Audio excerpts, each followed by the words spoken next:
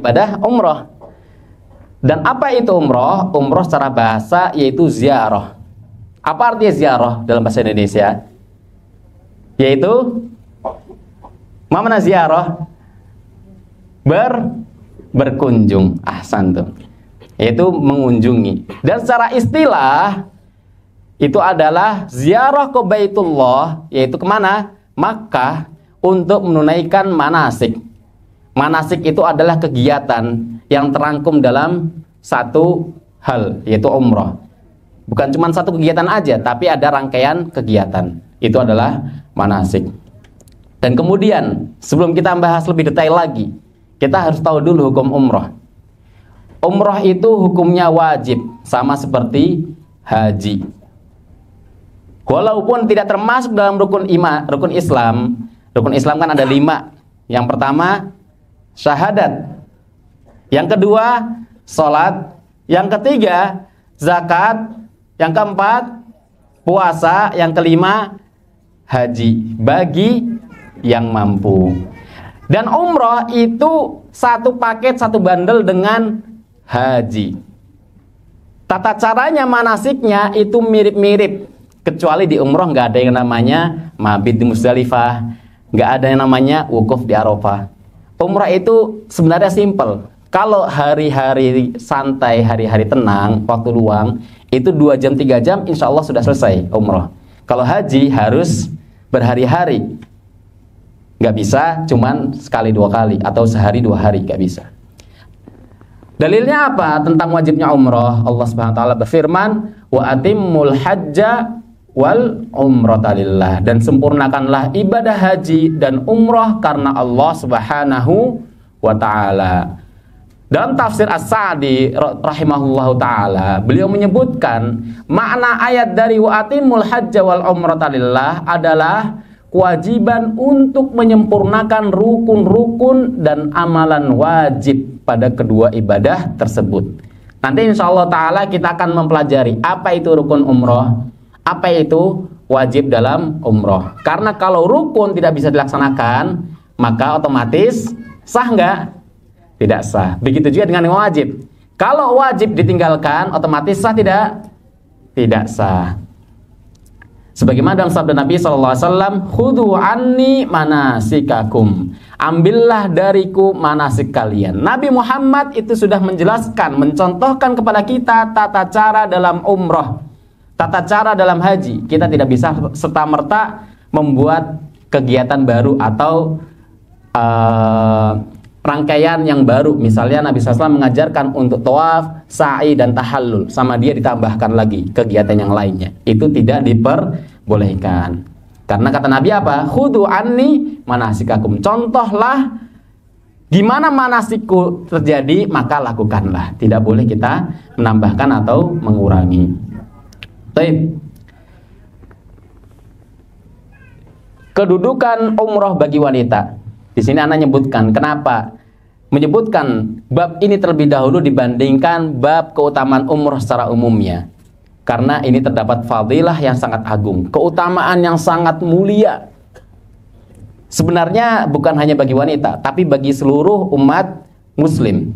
Apa itu keutamaannya? Sebagaimana dalam hadits Aisyah radhiyallahu taala anha, beliau berkata, "Qultu ya Rasulullah," aku bertanya kepada Rasulullah, "Wahai Rasulullah, alan nisa'i jihadun, apakah ada bagi wanita ini jihad?" Maka kemudian beliau menjawab, "Na'am, alaihinna jihadun la qitala fihi." Yaitu al-hajju wal umrah. Iya, bagi perempuan itu diwajibkan jihad, yang mana di dalam jihad ini tidak ada yang namanya pertumpahan darah, yaitu adalah haji dan umrah. Kita tahu jihad itu keutamanya sangat besar. Betul tidak jamaah? Apa fadilah keutamaan jihad? Kalau dia mati dalam jihad, apa yang terjadi? Allah akan masukkannya ke dalam surga. Plus Allah kasih juga tambahan, dia bisa ngajak 70 orang lainnya buat masuk ke dalam surga. Itu keutamaan jihad. Dan di sini umroh itu juga bagian dari jihad. Jihad itu macam-macamnya ada banyak jamaah, bukan hanya sekedar berperang dengan senjata. Menuntut ilmu jihad, umroh jihad. Bahkan para ulama mengatakan menuntut ilmu itu adalah lebih mulia dibanding berperang dengan senjata. Mengapa demikian?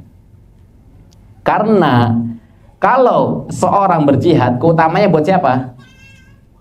Buat dirinya sendiri. Ketika dia terbunuh, buat dirinya sendiri keutamanya. Tapi kalau orang menuntut ilmu, keutamanya buat siapa jamaah? Buat orang banyak. Orang yang mendapatkan manfaatnya, kebaikannya orang banyak. Inilah sebab kenapa menuntut ilmu itu lebih mulia dibanding berjihad dengan senjata. Kemudian baru kita masuk lagi dalam pembahasan keutamaan-keutamaan yang lainnya. Umrah itu akan menghapuskan dosa-dosa yang telah lalu, sebagaimana dalam sabda Nabi SAW, al-umratu ilal umrati kafaratun lima bainahuma. Dari umrah yang pertama menuju umrah yang berikutnya itu terdapat keutamaan, yaitu apa? Menghapuskan dosa di antara keduanya. Coba jamaah bayangkan, misalnya sekarang ini umrah yang pertama nih bisa berangkat. Alhamdulillah, insya Allah ta'ala kita berangkat. 3 tahun kemudian Allah kasih rezeki lagi, berangkat umroh lagi. Maka dari umroh yang sekarang sampai umroh yang akan datang 3 tahun lagi, selama 3 tahun itu dosa-dosanya akan dihapuskan. Masya Allah. Kalau kita ini manusia, dinamakan dengan manusia karena banyaknya salah. Otomatis nggak mungkin kita ini nggak punya salah, nggak punya dosa. Hatta Nabi SAW punya salah, tapi Allah kasih kekhususan, yaitu Allah hapuskan dosa-dosanya. Makanya beliau disebut maksum, orang yang dimaafkan. Sedangkan kita pasti semua, hatta anak pribadi atau semuanya itu pasti pernah berbuat salah. Dan kita tinggal cari gimana caranya agar Allah mengampuni dan menghapus dosa-dosa kita. Kemudian dalam hadis lanjutkan, wal hajjul mabruru laisa lahu jazaun illal jannah. Dan haji yang mabrur, haji yang diterima oleh Allah Subhanahu wa taala itu tidak ada balasannya kecuali surga. Ini sangat nikmat banget nih. Masya Allah, enak banget. Siapa sih yang nggak pengen masuk surga? Ada nggak? Hatta orang Yahudi, orang Nasrani, mereka pengen masuk surga nggak? Mereka pengen. Tapi mungkin karena tata caranya salah, tidak sesuai dengan ajaran Nabi Muhammad, maka tidak diterima oleh Allah Subhanahu wa taala. Kemudian keutamaan yang lain tadi seperti yang saya sebutkan, fa inna umratan fi Ramadan taqdi hajjatan ma'i. Maka sesungguhnya umrah di bulan Ramadan itu pahalanya seperti pahala haji bersamaku. Jadi bapak-bapak, ibu-ibu, ini keutamaan yang sangat agung. Tapi juga kita harus perhatikan di dalam prosesnya. Kita nggak bisa serta-merta langsung, wah ini enak nih pahalanya, gede.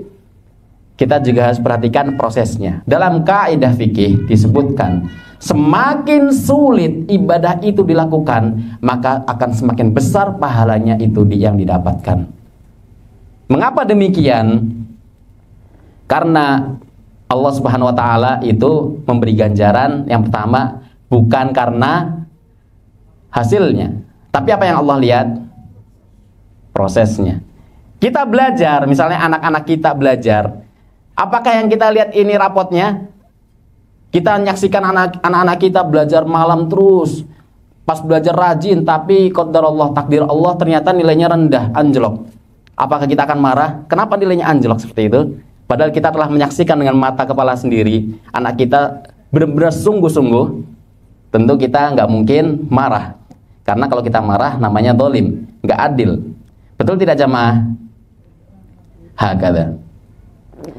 Oleh karena itu hendaknya kita bersungguh-sungguh di dalam proses ini. Di bulan Ramadan, sekedar informasi yang menambahkan informasi dari Pak Haji tadi, bahwasannya Ramadan ini crowded. Artinya apa? Ramadan ini beda dengan Ramadan tahun lalu. Ramadan tahun ini alhamdulillah perluasan Masjidil Haram itu sudah kelar, bisa dikatakan sudah kelar. Dan Saudi itu membuka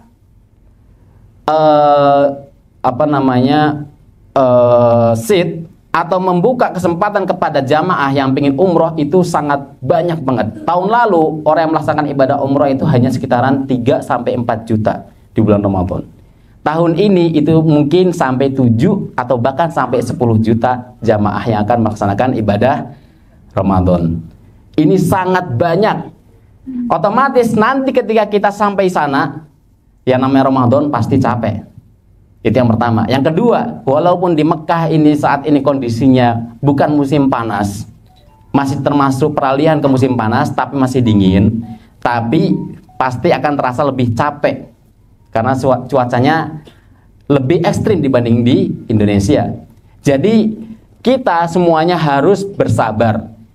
Semakin banyak orang, otomatis kesabaran akan semakin tipis. Betul tidak?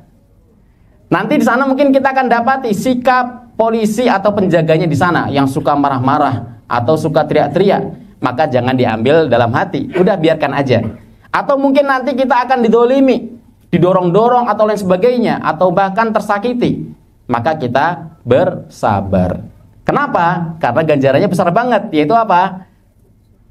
Ganjarannya seperti haji bersama Nabi. Itu pahalanya sangat agung banget.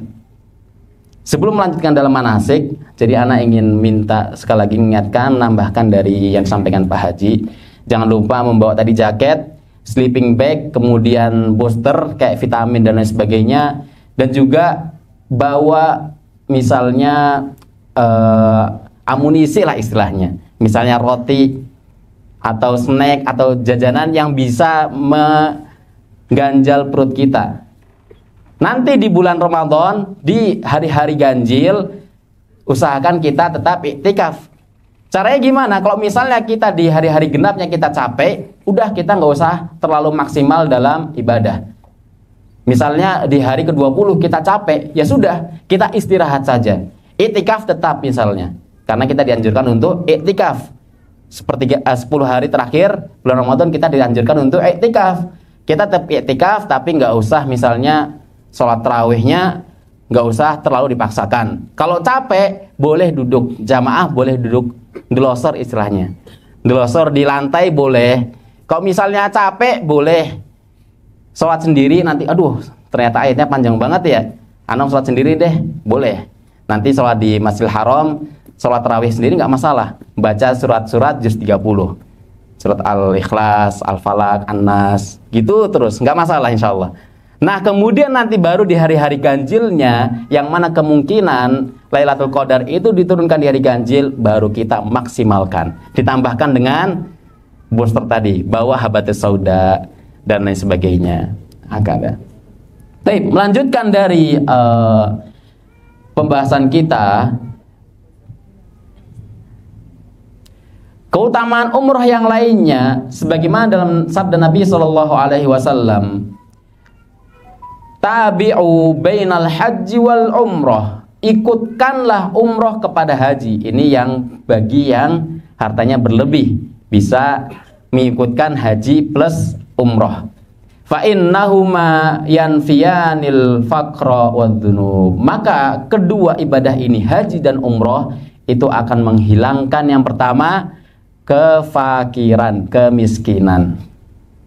Karena walaupun umrah itu biayanya besar banget, banyak banget, tapi kita harus tahu bahwasannya matematikanya Allah itu beda dengan matematikanya manusia. Kita hitung-hitungan gaji kita segini, kalau kita hitung-hitung nggak akan cukup dengan kebutuhan-kebutuhan kita, kebutuhan keluarga kita, apalagi kalau anak-anaknya udah sekolah dan lain sebagainya. Kita hitunglah dengan perhitungan Allah.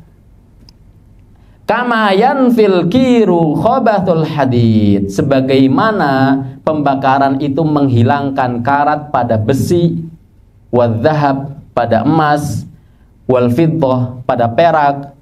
Walaysa lil hajjatil mabruri thawabun illal jannah. Sementara tidak ada pahala yang bisa menandingi dari pahala haji yang mabrur kecuali surga.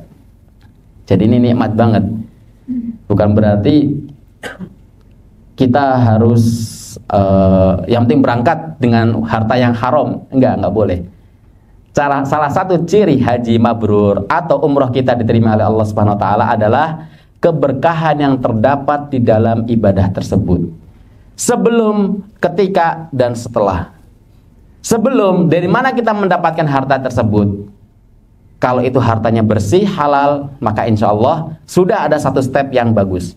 Ketika sedang terjadi, kita merasa dimudahkan oleh Allah, kemudian kita merasa semakin membaik, kemudian kita semakin bagus dalam ibadah kita, itu ada indikasi insya Allah amalan kita diterima oleh Allah Subhanahu wa taala. Kemudian setelahnya, setelah kita berangkat ibadah umroh atau haji, kita merasakan bahwasannya Allah itu membukakan kepada kita pintu-pintu kebaikan dan menutup kepada kita pintu-pintu keburukan. Mau berbuat buruk, oh iya, ini nggak boleh. Nah, ini adalah indikasi amalan kita, umroh kita diterima oleh Allah Subhanahu wa taala. Kemudian Nabi sallallahu alaihi wasallam bersabda mengenai umroh yang dilakukan oleh Aisyah radhiyallahu taala anha. Innalaki minal ajri ala qadri nasbika wa nafaqatik.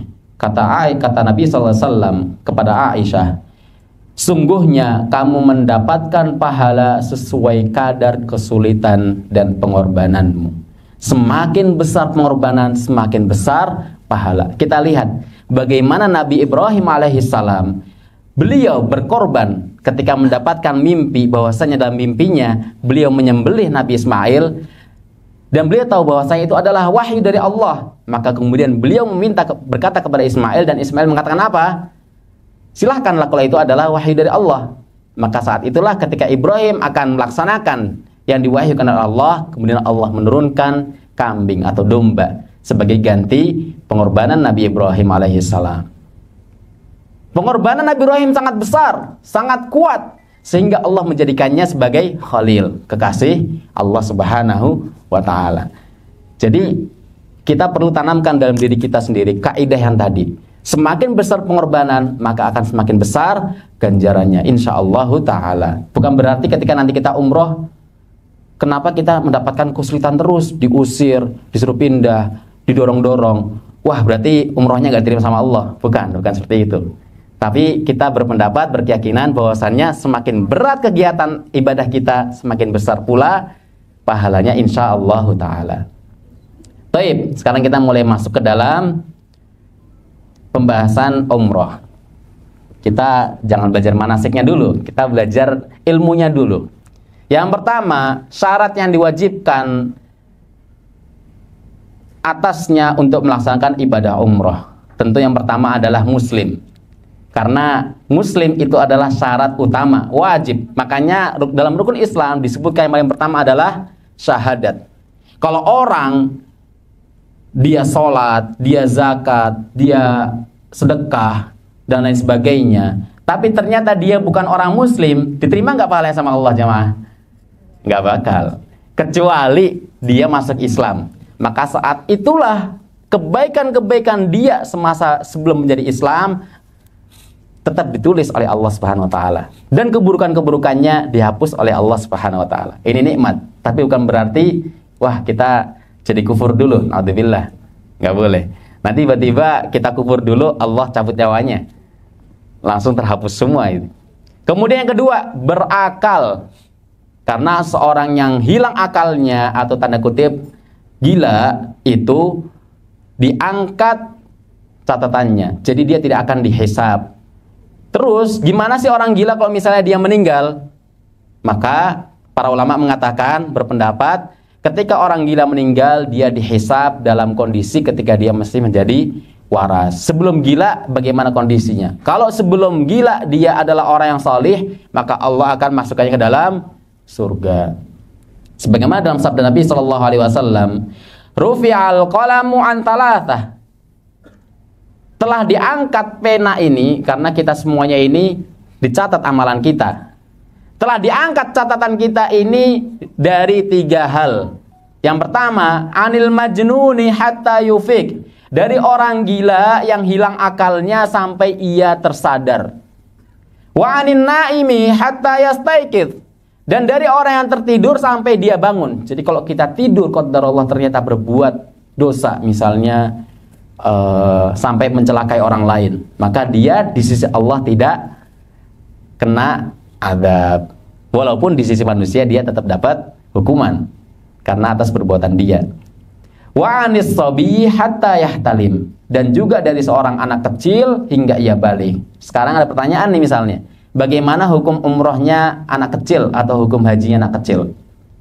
Maka jawabannya yang pertama, dia anak kecil ini masih belum menggugurkan kewajibannya karena dia tidak wajib. Artinya ketika dia sudah dewasa tetap terkena hukum wajib umroh maupun haji. Yang kedua, pahala yang didapatkan dari amalan-amalan anak kecil ini akan berimbas juga buat orang tuanya. Jadi tidak ada salahnya misalnya kita mau umroh atau mau haji bawa atau ngajak anak-anak kita yang masih kecil agar dapat pahalanya. Kita kan hidup ini untuk memanen, untuk mencari bekal sebanyak-banyaknya. Betul tidak jamaah? Dan itu salah satu cara mencari bekal. Kita harus jadi orang yang smart, orang yang cerdas. Gimana caranya dalam satu kegiatan kita bisa dapat banyak ganjaran. Baik, rukun umroh itu cuman ada 3. Yang pertama ini adalah ihram atau niat melaksanakan ibadah umroh. Kemudian yang kedua itu adalah tawaf sebanyak 7 putaran. Dan kemudian yang ketiga adalah sa'i sebanyak 7 kali. Nanti akan kita jelaskan, akan kita merujuk bersama tawaf, sa'i dan ihram itu bagaimana tata caranya. Di sini ada gambarnya enggak ada ya? Oh, belum. Baik. Sekarang kita masuk ke dalam wajib umroh. Tadi kan kita belajar rukun umroh. Kalau rukun tidak terlaksana maka tidak sah umrohnya. Kita wajib mengulang. Sekarang kita belajar wajib umroh. Ini hukumnya sama seperti rukun. Artinya apa? Kita harus ada ibadah rangkaian ini di dalam ibadah umroh kita. Yang pertama adalah berihram atau niat ihram dari miqat. Apa itu miqat? Di sini ada gambar. Ada 5 gambar. Yang pertama Dzulhulaifah. Ini anak kira sudah diterjemahkan, ternyata belum. Dzulhulaifah itu adalah miqat untuk penduduk Madinah, atau yang biasanya umroh nanti yang SV atau yang Syawal itu akan berangkat dari Madinah. Itu namanya Bir Ali. Ada namanya, nanti kita akan berhenti, namanya Masjid Bir Ali. Maka dari situ ihramnya. Niatkan kita untuk melaksanakan ibadah umroh dari situ. Yang kedua, Dzatu Iraq, tempat miqat untuk penduduk Irak dan yang sejalur. Jadi dari Irak sampai belakang Irak itu dari Dzatu Iraq. Kemudian ada Qarnul Manazil. Qarnul Manazil ini untuk ahli Najd. Najd itu adalah Jeddah dan lain sebagainya. Kemudian yang bawahnya Yalamlam. Itu adalah tempat miqat untuk ahli Yaman, penduduk Yaman dan yang sejalurnya. Termasuk orang-orang Indonesia itu adalah sejalur dari daerah Yaman. Maka kita miqat, kalau kita berangkat langsung yang GA, nanti kita miqat akan melaksanakan niat kita di Yalamlam. Kemudian Juhfah. Kemudian yang kedua, wajib yang kedua yang harus kita perhatikan adalah kita hendaknya memperhatikan terkhususnya bagi laki-laki, bapak-bapak sekalian. Jadi jangan sampai ada sesuatu yang menempel pada tubuh kita ini dari kain-kain yang berjahit. Kita jangan sampai lupa ternyata belum lepas celana dalamnya. Ini biasa apalagi di pesawat nanti ya. Jadi harus diperhatikan. Nanti insya Allah Ta'ala di pesawat anak usahakan untuk rutin keliling untuk memastikan terkhususnya mendekati tempat-tempat miqat. Nanti insya Allah akan anak pastikan biidznillah Ta'ala. Sebagaimana dalam sabda Nabi Shallallahu Alaihi Wasallam, la yalbasul qumusa, tidak boleh mengenakan baju atau kemeja, walal amaim, dan juga nggak boleh pakai sorban, walas sarawilat, gak boleh pakai celana, walal baranis, dan nggak boleh pakai burnus. Burnus itu jubah yang ada topinya. Walal khifaf, dan juga nggak boleh pakai sepatu. Jadi hal ini dilarang oleh Nabi SAW. Kita harus pastikan sebelum kita berihram meniatkan labbaika umratan, maka kita harus pastikan tubuh kita nggak ada yang nempel. Kita nggak boleh pakai topi atau peci. Kita nggak boleh pakai kain. Misalnya nanti di pesawat ketika sudah berihram, udah meniatkan ihram, maka kain ini nggak boleh nempel di atas kepala. Jadi yang kedinginan ngelihat sebelahnya ternyata ditutupin, itu segera diingatkan. Nggak boleh juga pakai celana, pakai burnus, pakai sepatu juga nggak boleh. Bagaimana hukumnya jika kita nggak punya sendal? Maka boleh pakai sepatu dengan catatan sepatu ini harus dipotong hingga bawah mata kaki kita. Artinya apa? Mata kakinya nampak, tidak tertutup oleh sepatu. Itu kalau terpaksa nggak ada sandal. Kemudian selanjutnya wajib umroh itu memotong atau mencukur rambut. Ini namanya tahallul. Kemudian hal-hal yang perlu diperhatikan sebelum berihram, sebelum kita meniatkan labbaika umroh, sebelum kita memakai kain ihram, nanti insya Allah kita akan belajar biidznillah ta'ala. Yang pertama, kita potong kuku kita, kemudian menipiskan kumis, mencukur bulu ketiak dan bulu kemaluan. Ini merupakan sunnah fitrah. Walaupun sunnah, tapi kita berusaha dalam amal ibadah kita lebih banyak lagi kebaikan-kebaikan yang terkumpul di dalamnya. Khamsun minal fitrah, kata Nabi SAW. 5 bagian dari fitrah. Yang pertama al-istihdad, wal khitan, wataklimul adhafir, dan seterusnya. Jadi kita motong kuku kita, itu kebersihan.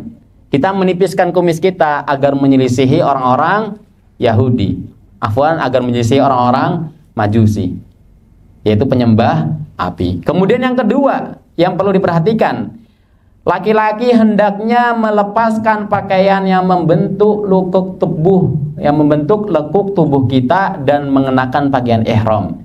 Seperti misalnya baju, celana, itu kan membentuk lekuk tubuh kita. Atau misalnya tanda kutip celana dalam, itu harus kita pastikan benar-benar terlepas dan kita pakai kain ihram. Kemudian khusus jamaah ibu-ibu yang semoga diberkahi Allah Subhanahu wa taala, hendaknya melepas penutup wajah. Itu yang pertama. Penutup wajah artinya niqab atau cadar. Ketika pertama kali dari dia meniatkan labbaika umroh sampai dia tahallul, maka nggak boleh pakai penutup wajah. Dan juga nggak boleh pakai sarung tangan. Solusinya gimana solusinya? Solusinya bisa pakai kerudung atau jilbab, kemudian nanti insya Allah ta'ala dari Ammartur akan dibagikan kerudung. Maka kerudung yang dibagikan oleh Ammartur ini bisa dijulurkan hingga menutupi wajahnya.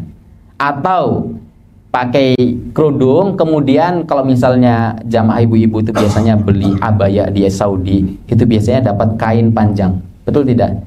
Itu bisa dijulurkan dari depan ke belakang buat menutupi wajahnya. Kemudian wajib hal-hal yang perlu diperhatikan sebelum umroh adalah disunnahkan. Perlu diperhatikan, ini hukumnya sunnah, tidak wajib. Kalau lupa atau kalau qadarullah misalnya belum sempat untuk mandi, maka nggak perlu mandi. Disunnahkan untuk mandi, termasuk bagi wanita yang haid dan nifas. Jadi walaupun misalnya qadarullah misalnya ada yang haid ketika mau berangkat, maka tetap disunnahkan untuk mandi. Kemudian setelah mandi, laki-laki disunnahkan pakai parfum. Harus diperhatikan, pakai parfum ini bukan di kain ihramnya, kita pakai di badannya. Kita nggak boleh memakai parfum di kain ihram. Disemprotkan kain ihram nggak boleh. Kalau sudah terlanjur, Ustaz, ana lupa, ternyata kesemprot ke bajunya, ke kain ihramnya, nggak masalah, karena kita sudah terangkat dari kolam. Kita lupa, maka tidak masalah. Kemudian larangan-larangan ihram ini banyak yang luput ini. Beberapa kali ketika dulu anak umroh atau haji, seringkali ada sebagian dari larangan ihram ini yang dilanggar. Yang pertama, nggak boleh mencukur rambut dari seluruh badan. Paling utamanya rambut kepala kita, kemudian bulu ketiak, kemudian rambut kemaluan, kumis dan jenggot itu nggak boleh dicukur.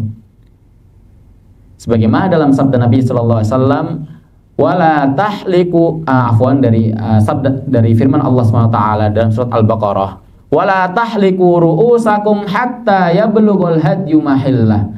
Dan jangan kamu mencukur kepalamu sebelum berkorban sampai di tempat penyembelihannya. Lantas bagaimana kalau misalnya saat rambut anak ini gatal, banyak ketombenya, apalagi suhu atau cuaca di Mekah ini ekstrim misalnya, sampai berkeringat, gatal dan sebagainya. Kalau terpaksa banget benar-benar mengganggu ibadahnya, boleh dipotong, tapi dengan syarat membayar fidyah. Nanti akan kita bahas fidyahnya apa saja. Kemudian selanjutnya, menggunting kuku. Setelah kita mengucapkan labbaik Allahumma umratan, maka kita nggak boleh potong kuku, nggak boleh menutup kepala. Kemudian tadi seperti yang tadi Anda jelaskan, menutup wajah bagi perempuan itu nggak boleh. Sebagaimana dalam hadits Aisyah radhiyallahu taala anha, Nabi SAW bersabda, la tantaqibul mar'ata wa la talbisul kuffazain. Janganlah wanita memakai cadar dan jangan pula dia memakai kaos tangan. Sebagaimana dalam hadits yang diriwayatkan oleh tadi Imam Bukhari. Kemudian larangan ihram yang selanjutnya, menggunakan parfum. Nabi SAW bersabda, wala talbasu syai'an massahu za'faranun walal waras. Dan jangan pula kalian memakai pakaian yang diberi minyak wangi. Za'faran itu adalah tanaman atau pucuk dari tanaman. Itu wangi. Itu aja za'faran wanginya nggak terlalu wangi, tapi nggak boleh sama Nabi SAW. Dan juga kita nggak boleh pakai wangian dari daun-daunan, dari misalnya buhur dan sebagainya, nggak boleh. Tadi caranya gimana? Sebelum kita ihram, kita nyemprotkan parfum ini atau wangian ini di badan kita. Kemudian menggunakan pakaian-pakaian yang dijahit, seperti misalnya baju, celana, dan sepatu, seperti yang tadi sudah Ana jelaskan. Barang siapa yang mengerjakan salah satu dari larangan di atas, maka dia harus membayar fidyah. Ada 3 fidyahnya. Kita boleh memilih mana yang paling ringan. Yang pertama, berpuasa 3 hari. Kalau kita mampu berpuasa 3 hari, maka kita puasa 3 hari. Kalau kita merasa nggak mampu, maka kita memberikan kepada 6 orang miskin masing-masing setengah sok atau 1 porsi makan. Misalnya nanti di sana kita qadarullah ternyata melanggar larangan ihram, maka misalnya yaudah kita tinggal beli ke Al-Baik, beli 6 dibagikan kepada orang yang membutuhkan, cukup insya Allah. Atau ini kalau mampu ya, menyembelih 1 ekor kambing. Tapi ini biasanya opsi yang jarang dilakukan, mahal kambing soalnya. Baik. Selanjutnya larangan ihram itu adalah memburu hewan darat yang halal dimakan. Di sana nanti mungkin kita akan dapati banyak burung merpati. Maka kita nggak boleh memburu burung ini, haram. Hukumannya apa kalau kita memburu hewan yang halal dimakan dagingnya ini? Yang pertama, buruan ini, misalnya burung merpati ini, itu dihargai dengan uang. Misalnya 1 merpati di Indo harganya berapa ya kurang lebih? 100.000 misalnya. Maka kita mengeluarkan 100.000 ini dan kemudian kita belikan kepada, atau kita belikan dari 100.000 ini makanan dan kita berikan kepada orang fakir miskin. Atau yang kedua, misalnya buruannya terlalu besar, misalnya kita berburu kuda misalnya, atau keledai, ada keledai, nggak boleh ya. Kuda misalnya, kita nemu di kuda liar, kita buru, itu kan berat banget. Maka kita bisa dikalkulasikan berapa beratnya, kemudian dikalkulasikan berapa harganya, dan kemudian kita hitung setiap satu sok puasa ini 1 hari. Dari kalkulasi harga ini misalnya bisa dapat untuk diberikan kepada 10 orang miskin, maka kita wajib berpuasa untuk setiap satu orang ini dikasih jatah pengganti 1 hari puasa. Artinya apa? Kalau dia harus hasil dari kalkulasi ini adalah dia harus atau bisa bersedekah 10 orang, berarti dia harus berpuasa sebanyak berapa hari? 10 hari. Kemudian yang kedua atau larangannya selanjutnya, melakukan khitbah atau akad nikah. Misalnya ini jamaah misalnya dari bapak-bapak, jamaah bapak-bapak ngelihat, Masya Allah ada yang cantik banget nih misalnya, tapi semoga enggak ya. Kemudian mengkhitbah akhwat ini atau wanita ini, maka ini enggak boleh. Hukumnya bagaimana hukumnya? Nikahnya, khitbahnya tidak sah. Jika orang ini melakukan khitbah kemudian akad nikah ketika ihram, kemudian melakukan hubungan, tanda kutip hubungan badan, maka tidak sah dan dia dianggap telah berzina. Kemudian yang selanjutnya, melakukan hubungan suami istri, dan ini hukumannya adalah umrohnya rusak, artinya dia tidak sah umrohnya dan wajib mengulang ibadahnya. Kalau umroh enak, masih bisa dilakukan saat itu juga, betul tidak? Kalau haji bagaimana haji? Repot lagi haji. Apalagi kalau haji yang reguler, nunggu 20 tahun, 30 tahun. Maka dia harus pakai haji yang furoda, keluar lagi biayanya lebih banyak lagi. Maka kita tahan sedikit. Bersabarlah dikit, jangan sedikit-sedikit nafsu. Baik. Yang selanjutnya kita masuk ke dalam manasiknya. Jadi kita harus perhatikan semuanya. Ihram itu adalah syarat utama atau rukun pertama dari rangkaian ibadah umroh kita. Kita kembali lagi, kita harus tahu hakikatnya. Ihram itu apa? Jangan sampai kita udah mau berangkat, kita diperintahkan untuk ihram. Ayo, siapa yang belum ihram harus ihram. Malah tanya, ihram itu apa ya Pak Ustadz ya? Maka kita harus perhatikan. Ihram itu secara bahasa artinya adalah masuk pada sesuatu yang diharamkan. Harama yahrumu, diambil dari kata harama yahrumu, yaitu haram. Seakan-akan orang yang berihram itu mengharamkan atas dirinya nikah, memakai wangian, dan juga memakai pakaian. Ibadah umroh dan haji ini kan sejatinya itu agar kita itu merendahkan serendah-rendahnya di hadapan Allah Subhanahu wa taala. Tidak ada pembatas antara orang yang mampu dan orang yang tidak mampu, itu hukumnya semuanya sama. Makanya ketika kita umroh atau haji, kita nggak bakal dapati orang yang kaya pakainya pakaian berbulu, yang miskin pakainya pakaian yang bolong-bolong, nggak mungkin. Kita dapati semuanya sama, pakainya pakaian yang putih, sama semua, jenisnya sama, mungkin cuma beda bahannya. Kemudian ihram secara istilah adalah niat masuk pada haji atau umroh. Ketika kita berbuat niat, misalnya yang GA nanti mungkin akan di pesawat, khawatir takut banget nanti nggak sempat niat, karena kalau kita lupa niat kan nggak sah umrohnya. Kita umroh niatkan dari misalnya ketika masih di bandara, maka ketika jamaah sudah meniatkan ihram labbaik Allahumma umratan, walaupun bukan di tempat mikotnya, apa yang terjadi?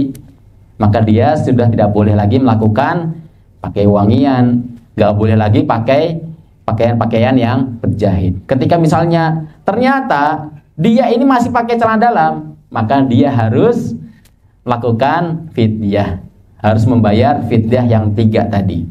Itu apa saja fidyahnya tadi? Puasa 3 hari berturut-turut, kemudian memberi makan berapa orang? 6 orang, kemudian menyembelih 1 ekor kambing. Dia harus memilih 3 ini. Kalau dia ternyata melakukan pelanggaran-pelanggaran yang tadi. Kemudian niat umroh ini dilakukan dalam hati. Sedangkan pelafalannya kita melaksanakan karena itu adalah perintah Nabi. Maka kita mengucapkan apa? Labbaik Allahumma umratan atau labbaika umratan. Ya Rob, aku memenuhi panggilanmu. Untuk apa? Umrah. Kalau dalam haji maka kita tinggal mengatakan apa? Labbaika hajjan. Aku memenuhi panggilanmu untuk haji. Kemudian tata cara ihram. Atau sebelumnya kita harus tahu kualifikasi kain yang kita gunakan untuk ihram. Yang pertama sudah pasti laki-laki, ya kita cukup dengan 2 lembar kain.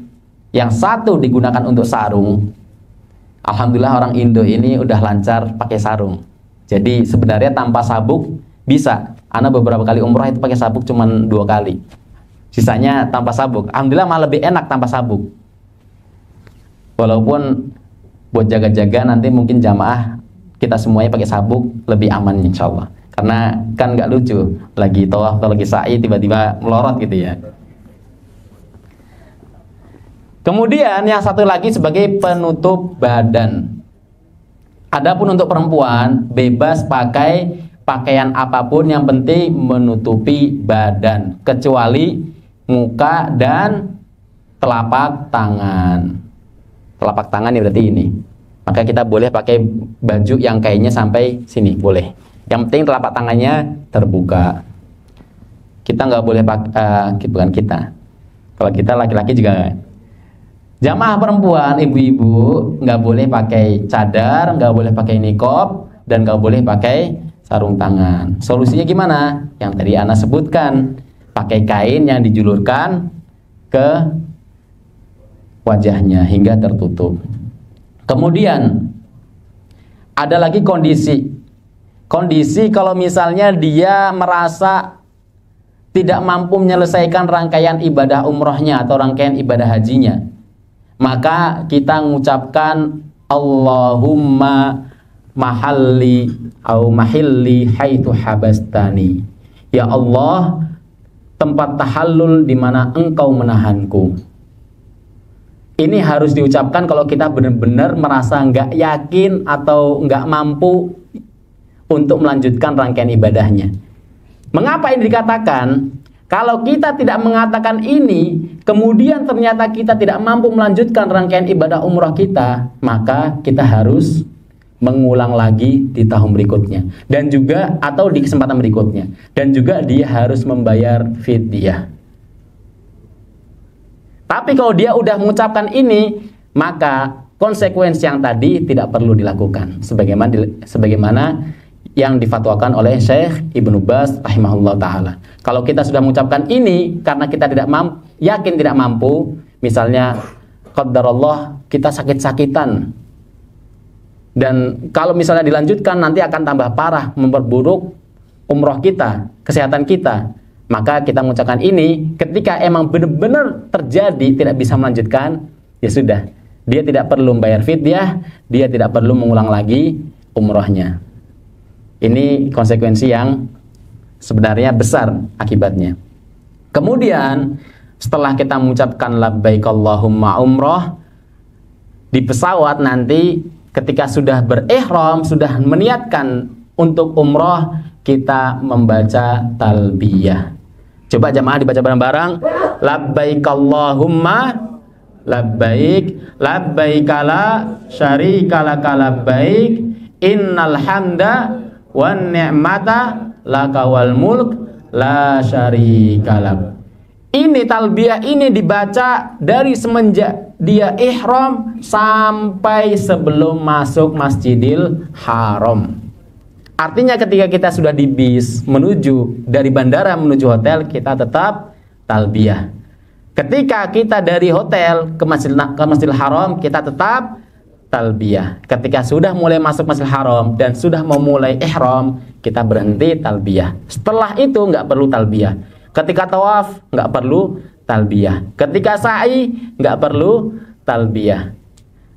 Apalagi kalau sudah umroh nggak perlu talbiyah. Bagi laki-laki talbiyah ini dibesarkan suaranya. Nggak masalah dibaca bareng-bareng biar lebih semangat lagi. Tapi bagi wanita hendaknya disunahkan untuk membacanya secara lirih, secara pelan saja.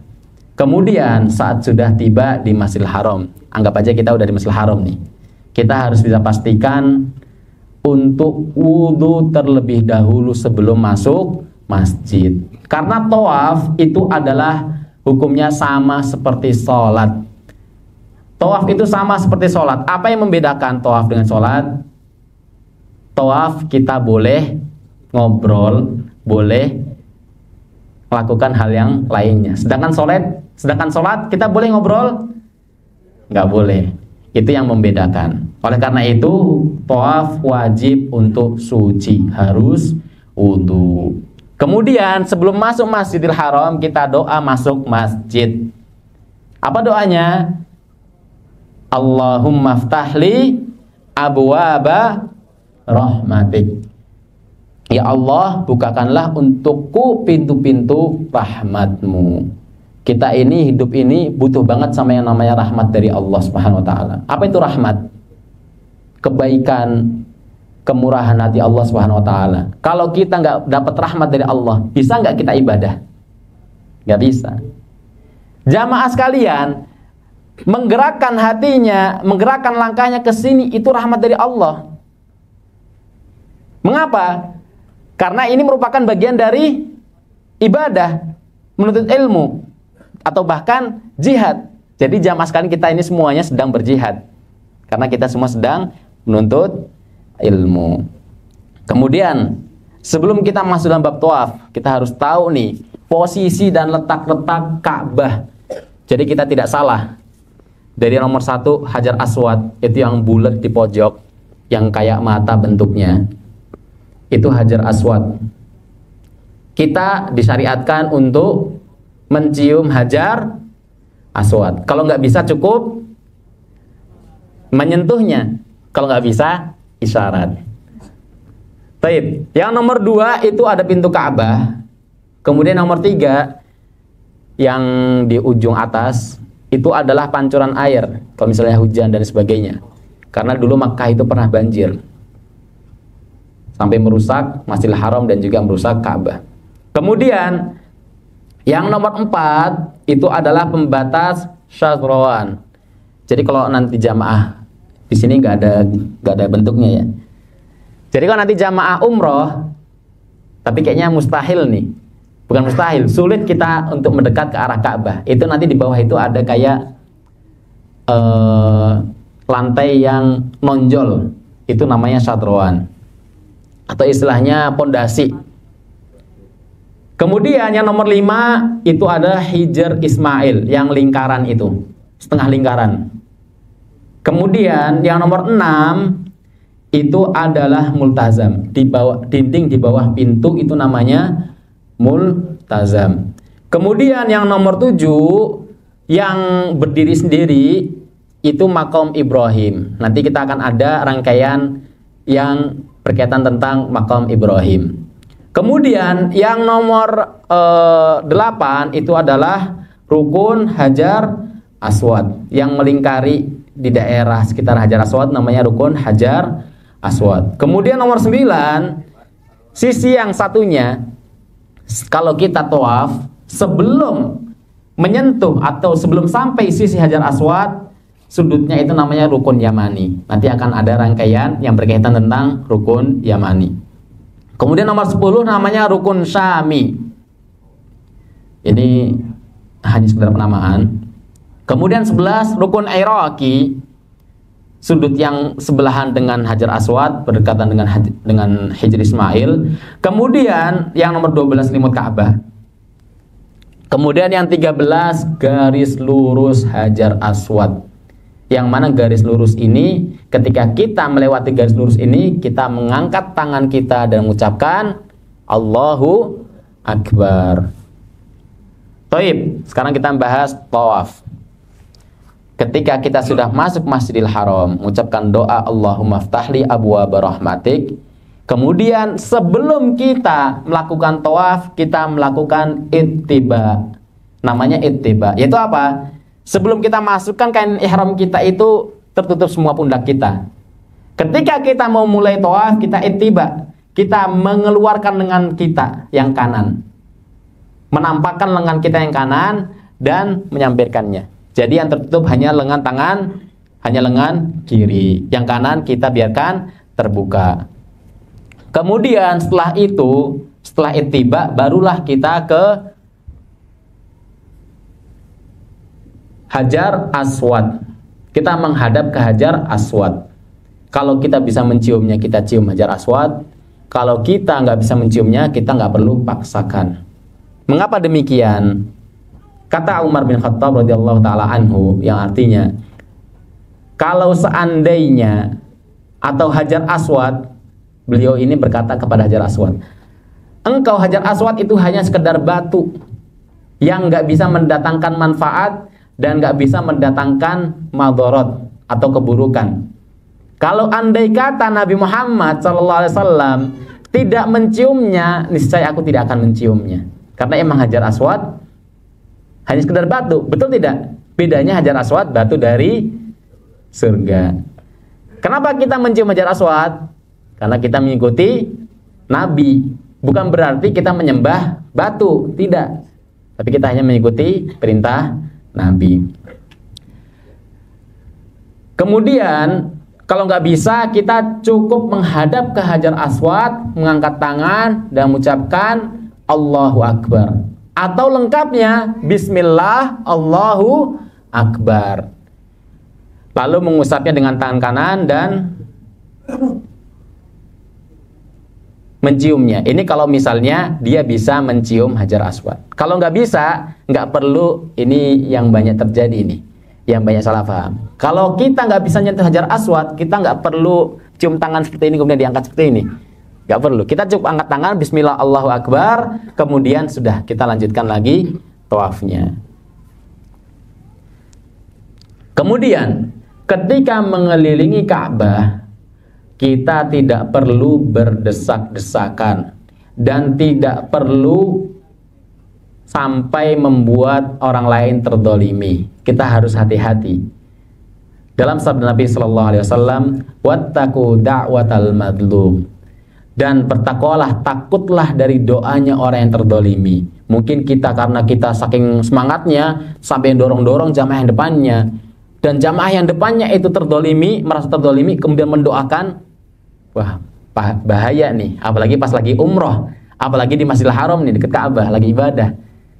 Niscaya doanya akan terkabulkan. Apalagi kalau misalnya umrohnya di siang hari bulan Ramadan, lagi puasa, udah terkumpul berapa kondisi, dia bakalan mustajab doanya. Ketika puasa, doa orang yang berpuasa itu mustajab. Lagi ibadah umroh itu mustajab. Lagi safar itu mustajab. Terdolimi itu mustajab. Jangan sampai orang lain mendoakan keburukan buat kita. Na'udzubillah min dzalik. Kemudian kita juga tidak perlu berzikir keras-keras. Karena begini ya jamaah, kita ini hidup berdampingan, apalagi lagi umroh. Tidak semua orang yang ada di sekitar kita ini sependapat dengan kita. Betul tidak? Jangankan orang lain, keluarga sendiri, itu aja pasti ada perbedaan pendapat. Apapun, dalam hal apapun. Dan bisa jadi ada orang yang merasa terganggu dengan apa yang kita lakukan. Betul tidak? Maka hendaknya kita meminimalisir hal-hal yang seperti ini. Terlebih lagi ini tidak ada tuntunannya dari Nabi sallallahu alaihi wasallam. Padahal tadi di awal materi kita udah murojaah, bukan? Syarat terimanya ibadah cuma dua, yaitu apa? Ikhlas dan mengikuti Nabi sallallahu alaihi wasallam. Kemudian yang berikutnya nomor 7, jika sampai pada rukun Yamani. Rukun Yamani itu yang berada di nomor 9, ahsan, maka hendaknya kita kalau bisa aja kita mengusap rukun Yamani. Nggak perlu dicium dan nggak perlu ngomong apapun. Nggak ada zikir khusus di rukun Yamani. Kita cukup mengusapnya. Kalau nggak bisa ya udah biarkan, nggak perlu angkat tangan. Kalau Hajar Aswad kan kalau nggak bisa harus angkat tangan. Sedang kalau rukun Yamani nggak perlu. Kita cukup diam saja. Nah, kemudian jika kita telah sampai pada rukun Yamani, Dari rukun Yamani ke Hajar Aswad, ini rukun Yamani yang ada garis panjang yang sebelah kiri. Sampai Hajar Aswad kita disunnahkan atau disyariatkan untuk membaca apa? Rabbana atina fid dunya hasanah wa fil akhirati hasanah wa qina adzabannar. Kita disunnahkan untuk membaca doa ini. Ya Rabb, anugerahkanlah kepada kami kebaikan di dunia dan di akhirat, serta selamatkanlah kami dari azab neraka. Ini doa yang sebenarnya penting banget. Kita itu hidup itu untuk apa? Hanya sebagai bekal, mencari bekal menuju akhirat. Kita di akhirat apa tujuannya? Surga atau neraka? Surga. Maka ini penting banget. Doa ini hendaknya kita panjatkan terus-menerus. Rabbana atina fid dunya hasanah wa fil akhirati hasanah wa qina adzabannar. Kemudian disunnahkan, ini yang Syawal kan agak sepi nih, bisa mengamalkan sunnah ini, yaitu melakukan romel. Apa itu romel? Romel itu berjalan cepat dengan memperpendek langkah, bukan lari. Beda dengan lari, itu adalah lari itu langkahnya panjang, langkahnya jaraknya jauh. Sedangkan kalau romel itu jaraknya pendek. Mungkin nempel-nempel seperti ini. Ini kaki dan ini kaki, seperti ini.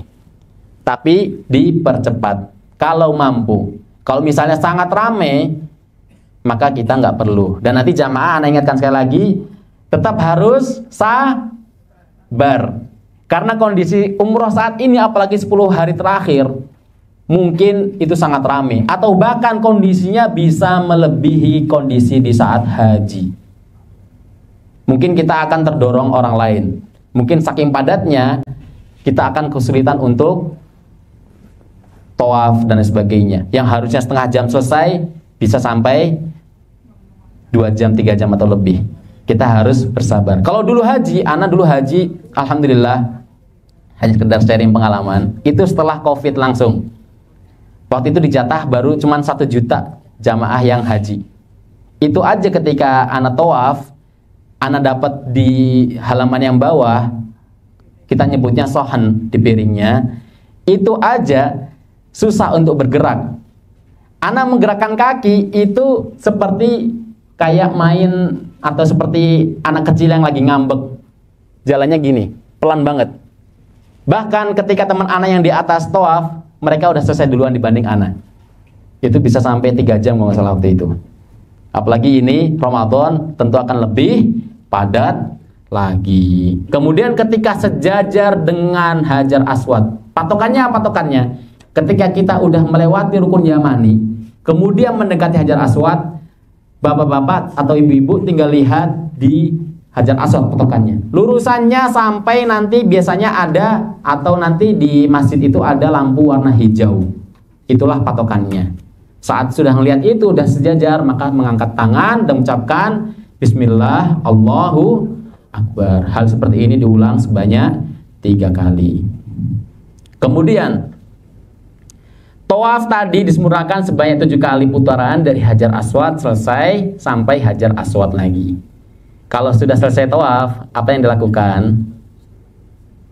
Bagi laki-laki mengembalikan posisi kain ihramnya, ditutup lagi karena kita mau sholat. Dan dari Hajar Aswad ke Maqam Ibrahim itu yang tegak lurus itu, kita membaca ayat Al-Quran, wattakhidhu mim maqami Ibrahima musalla.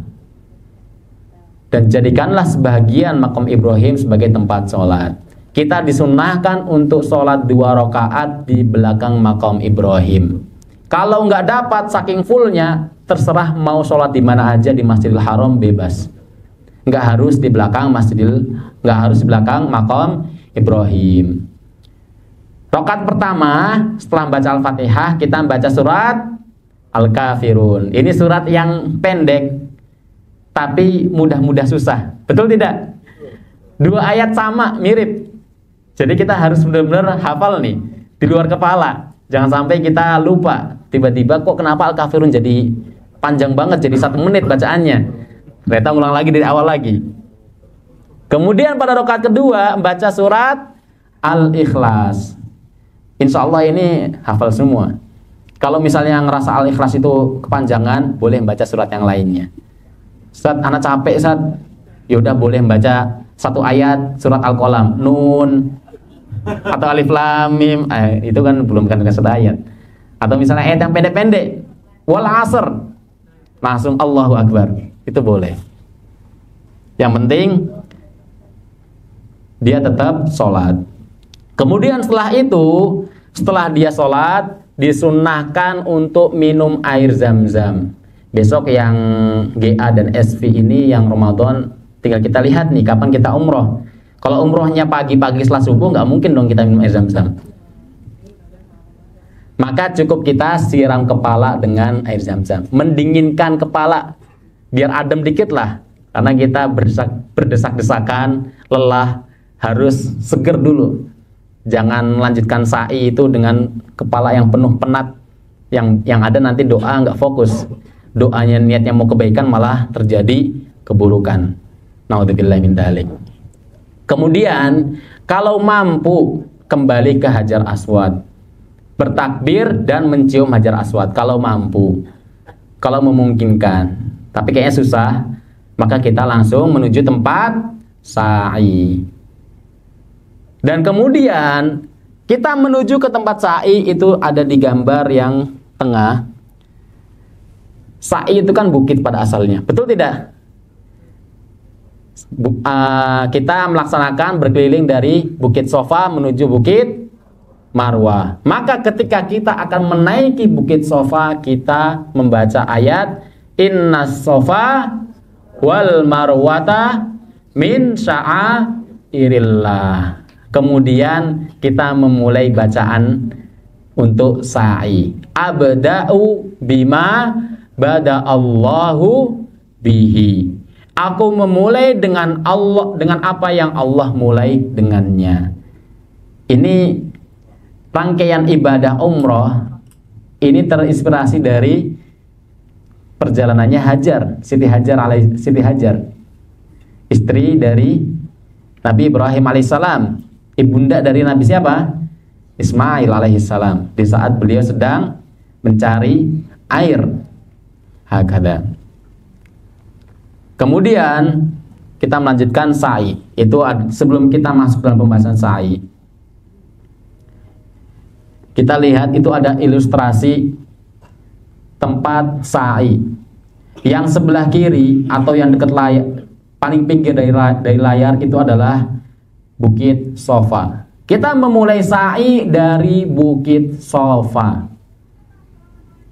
Kemudian kita menuju ke Bukit Marwah. Kemudian itu terhitung 1 putaran. Dari Bukit Marwah menuju Bukit Sofa lagi terhitung 1 putaran. Dan kita rangkaian ibadah sa'i ini ada berapa putaran? 7. Bukan berarti dari sofa ke sofa lagi. Capek banget itu, panjang. Belum lagi doanya lama. Maka sa'i ini dari sofa ke Marwah 1 kali, dari Marwah ke sofa 1 kali. Jadi dalam 1 putaran full dia udah menyelesaikan 2 putaran. Otomatis kalau 7 putaran berakhir di mana?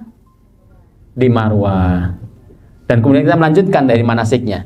Kita menaiki Bukit Sofa setelah tadi baca Innas Sofa wal Marwata min sya'airillah, kemudian mengucapkan abda'u bima bada Allahu bih.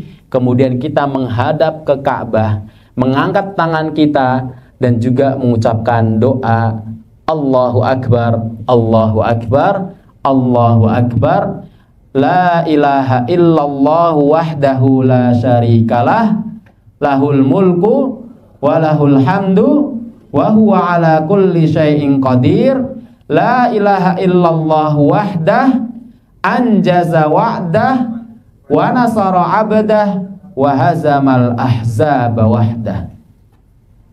Kita doa seperti ini. Kemudian kita doa bebas apa aja. Setelah itu kita ulangi lagi doa yang tadi ini, Allahu Akbar, Allahu Akbar. kemudian doa lagi, bebas apa saja doanya, kemudian terakhir doa lagi. Jadi doa ini dibaca tiga kali.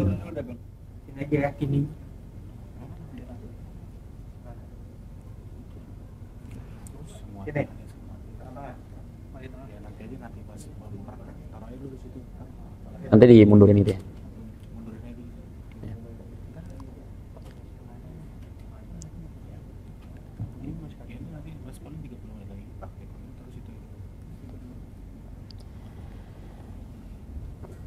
Ini doa kita panjatkan 3 kali.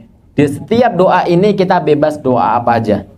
Dan ingat jamaah, ini kesempatan untuk meminta kepada Allah. Umroh, haji itu rangkaian yang sangat panjang, maka hendaknya kita maksimalkan. Mau minta doa apapun, kalau bisa doakan yang lainnya, sebagaimana dilakukan oleh Fatimah Az-Zahra. Beliau berdoa untuk orang lain. Apa sih manfaatnya mendoakan orang lain? Akan terkumpul 2 kebaikan, 2 pahala. Yang pertama, dia mendoakan orang lain, berpahala enggak? Berpahala. Yang kedua, malaikat akan mendoakan dia, walaka bil mithl, dan bagimu yang sesuai engkau doakan. Kita tahu malaikat makhluk yang nggak pernah bermaksiat, nggak punya dosa, otomatis insya Allah doanya akan terkabulkan. Mana yang lebih kita pilih? Doa kita sebagai manusia atau doa malaikat? Tentu doa malaikat. Itu salah satu trik, cara paling ampuh untuk lebih dikabulkan oleh Allah, yaitu kita mendoakan orang lain. Kita pingin kaya, ya udah kita doakan orang lain kaya. Kita pingin dapat taufik, ampunan dari Allah, ya udah kita doakan orang lain agar dapat taufik dan ampunannya. Kemudian yang selanjutnya, rangkaian yang selanjutnya, setelah turun dari Bukit Sofa, kemudian ia menuju ke Bukit Marwah. Ini digambar, ada di ilustrasinya. Di atas ini ada lampu warna hijau. Ini murojaah dan buat yang belum pernah melaksanakan ibadah umroh dan haji nih. Saat berjalan menuju Marwah, itu kita bebas doa apa saja. Mau doa, mau baca Quran, mau baca dzikir, mau lain sebagainya, terserah. Atau misalnya mau murojaah, terserah. Hafal misalnya, waduh sebentar lagi nih misalnya ada yang masih sekolah nih, misalnya besok habis Ramadan mau ujian tafsir misalnya, mau dia murojaah pelajaran tafsir nggak masalah. Atau bahkan misalnya matematika, dia murojaah matematika juga nggak masalah. Jadi nggak ada doa khususnya, nggak ada dzikir atau bacaan khusus di bukit atau di dalam sa'i ini, termasuk dalam tawaf, kecuali yang tadi udah kita sebutkan. Jika sudah sampai di lampu yang warna hijau ini, khusus bagi laki-laki itu disunahkan, disyariatkan untuk lari sekenceng-kencengnya. Kita kalau lari paling kenceng itu kalau lagi apa nih? Dikejar sama anjing misalnya. Ya udah, kita harus lebih kenceng lagi. Itu disyariatkan, disunahkannya. Tapi kayaknya besok ini rame banget, kayaknya nggak mungkin buat lari. Kita mungkin karena nggak mungkin, kita mungkin pakai dengan cara rommel. Itu berjalan cepat, karena kita nggak mungkin bisa lari, agak susah, sulit. Dan bagi wanita nggak perlu lari, cukup jalan santai. Kasihan, sudah terlalu banyak beban, tambahkan ini, tambah beban lagi. Kemudian ketika akan mendekati ke Bukit Marwah, ia melakukan yang sama seperti dilakukan di Bukit Sofa, yaitu apa? Membaca Innas Sofa wal marwata min sya'airillah. Kemudian baca doa abda'u bima bada'allahu bi. Ini dilakukan sebanyak 7 kali. Sama seperti di Bukit Sofa, menghadap ke Ka'bah, kemudian baca Allahu Akbar, Allahu Akbar, Allahu Akbar, la ilaha illallah wahdahu la syarikalah, lahul mulku wa lahul hamdu wa huwa ala kulli syai'in qadir. La ilaha illallah wahdah anjaza wa'dah wa nasara abdah wa hazamal ahzaba wahdah. Ini kemudian dia doa bebas, kemudian diulangi lagi doanya sebanyak 3 kali. Itu Sudah selesai sa'inya. Nah, sekarang kita membahas permasalahan-permasalahan atau hal-hal yang sering kita dapati di kondisi saat ini, di sana nanti, di tempat sa'i. Yang mana ini tidak ada tuntunannya dari Nabi Shallallahu Alaihi Wasallam. Yang pertama, sebagian orang ada yang berkeyakinan bahwasannya sa'i tidak sempurna sampai naik ke puncak. Jangan kayak iklan teh ya, pucuk gitu. Kita nggak perlu sampai puncak, cukup di tempat yang sudah disediakan kita doa bebas. Apalagi yang pakai kursi roda, kalau berkeyakinan harus sampai puncak, kasihan. Karena lintasan untuk yang pakai kursi roda itu nggak sampai puncak, cuman di bawahnya sedikit, di kakinya sedikit. Kalau dia berkeyakinan seperti itu, berarti anggapannya sa'inya sah nggak? Enggak, kasihan dong. Jadinya dolim, yang harusnya dia sempurna ibadahnya tapi nggak sempurna gara-gara hal ini. Kemudian yang kedua, ada yang melakukan sa'i sebanyak 14 kali putaran karena beranggapan bahwasannya sa'i itu dari sofa ke sofa lagi satu putaran. Padahal sejatinya satu putaran itu dari sofa ke marwah satu putaran, dari marwah ke sofa satu putaran lagi. Artinya kalau dia dari sofa ke sofa lagi udah melakukan berapa putaran? 2. Kemudian yang ketiga, ketika naik bukit sofa dan marwah, ia bertakbir Allahu Akbar. Padahal sa'i beda dengan tawaf. Kalau tawaf iya, tawaf itu adalah hukumnya sama seperti hukum sholat. Sedangkan sa'i beda, sa'i bukan sholat. Kalau tawaf iya, tawaf itu adalah sholat. Apalagi sampai menghadap ke kiblat, nggak perlu. Kemudian yang nomor 4, ini lebih banyak lagi yang melakukan ini. Sholat 2 rakaat setelah sa'i. Sebenarnya kita nggak perlu melakukannya karena tidak ada landasannya dari Al-Quran dan hadis. Jadi setelah kita sampai marwah, terakhir kita sa'i, kita udah selesai doa, ya sudah selesai. Kita langsung tahallul. Kemudian yang kelima, ini juga banyak kita dapati. Tetap melanjutkan sa'i ketika sholat ditegakkan. Padahal sejatinya sa'i sholat bukan? Bukan. Jadi ketika sholat, ketika adzan, bolehlah dia melanjutkan sa'inya. Tapi ketika udah qomat, maka dia harus buat shaf untuk melaksanakan sholat. Di tempat sa'inya nggak masalah, nggak harus ke lingkaran Ka'bah itu. Di tempat sa'inya nggak masalah kita sholat di situ. Ketika sholat biasanya di situ memang dibuat tempat buat sholat, maka kita nggak masalah buat sholat.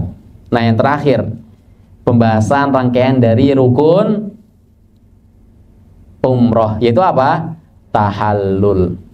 Tahallul itu adalah memotong atau mencukur rambut kita. Dan menggundul atau menghabisi rambut itu lebih baik dari hanya sekedar mencukur atau memendekkannya. Tahallul itu ada 2, halqun dan taksir. Mencukur habis dan memotong pendek. Mencukur habis, sebagaimana dalam sabda Nabi Shallallahu Alaihi Wasallam, beliau berdoa khusus buat orang yang mencukur habis. Allahummarham al-muhallakin. Ya Allah, rahmatilah orang-orang yang mencukur habis rambutnya. Kemudian para sahabat pun nggak mau apa ya istilahnya, nggak mau rugi, maksa ke Nabi. Ya Rasulullah, wal muqassirina ya Rasulullah. Jadi para sahabat yang mungkin nggak mau gundul, nggak mau rugi. Jadi pokoknya yang taksir, yang cuma nyukur pendek, potong pendek rambutnya, itu juga harus dapat doa dari Nabi. Maksa. Maka akhirnya Rasulullah melanjutkan lagi. Allahummarham muhallikin. Ya Allah, ampunilah atau berilah rahmat orang-orang yang mencukur habis rambutnya. Sebanyak 3 kali, baru kemudian setelah itu didoakan sama Rasulullah yang muqassirin. Wal muqassirin. Mungkin buat nyenengin para sahabatnya kali ya. Masa orang yang potong dikit rambutnya nggak dapat doa dari Nabi? Padahal kan sama-sama ibadah. Dan ini harus diperhatikan oleh bapak-bapak sekalian. Adapun ibu-ibu kan simple. Kalau mau tahallul itu hanya sekedar memotong satu ruas jari dari rambutnya. Dan ingat ibu-ibu, jamaah ibu-ibu atau yang perempuan, tahallulnya jangan di Masjidil Haram, kembali ke hotel. Kenapa? Rambut itu adalah aurat, jadi jangan ditampakkan di tempat ibadah lagi di Masjidil Haram. Jangan sampai. Ini nanti kita akan lihat. Biasanya dari negara-negara luar, apalagi dari negara IPB, India, Pakistan, Bangladesh kita biasa nyebutnya, itu seringkali langsung buka sebagian rambutnya dipotong di situ. Kan jadi kelihatan auratnya. Kalau yang laki-laki boleh, misalnya Ustaz, Ana nggak mau digundul, nggak mau dibotak, boleh. Kalau kita dulu biasanya kalau misalnya malas buat botak, gundul, ya sudah kita langsung ke belakang, itu ada tong sampah. Biasanya ada orang-orang yang motong rambutnya sedikit itu, numpang aja, potong. Dan ingat, potongnya harus rata, nggak boleh atas doang, nggak boleh samping doang, harus rata, atas, samping, dan belakang. Kita nggak bisa motong cuman atasnya doang, karena itu bukan taksir, bukan memendekkan. Kemudian sekarang sudah selesai manasiknya. Sebelum kita masuk dalam pembahasan di Madinah, ada pertanyaan jamaah? Oh, nanti aja. Bisa pindah lagi. Oh, ketik. Berarti dihabiskan. Ini masih ada. Enggak, ini yang ziarah doang. Oh. Tip, ada informasi tambahan. Ketika nanti kita di Madinah mau ziarah ke kubur Nabi khususnya, kita mengetahui Nabi itu sudah wafat. Kita nggak sahih, kita benar, kita adalah umatnya Nabi Muhammad, betul tidak? Tapi kita beribadah kepada siapa? Kepada Allah. Maka kita harus memperhatikan adab-adabnya. Ketika kita berkunjung ke makam Nabi, kita mengucapkan Assalamualaikum ayyuhan nabiyyu wa rahmatullahi wa barakatuh. Allahumma salli ala Muhammad wa ala ali Muhammad kama sallaita ala Ibrahim wa ala ali Ibrahim innaka Hamidum Majid wa barik ala Muhammad wa ala ali Muhammad kama barakta ala Ibrahim wa ala ali Ibrahim innaka Hamidum Majid. Asyhadu annaka Rasulullah Muhammad kama ini salah tulisannya nih. Asyhadu annaka Rasulullah wa annaka qad balagta ar-risalah wa addaital amanah wa nasahtal ummah wa jahadta fillahi haqqa jihadi fajazakallahu an ummatik afdalu ma jaza nabiyuna an ummatih. Nanti insyaallah, karena ini panjang banget, nanti insyaallah akan dituntun oleh anak atau nanti yang mutawifnya yang bawa. Kemudian adab yang selanjutnya, jika kita berkunjung ke makam Nabi Ibrahim, kita berdiri di makam beliau dengan penuh adab.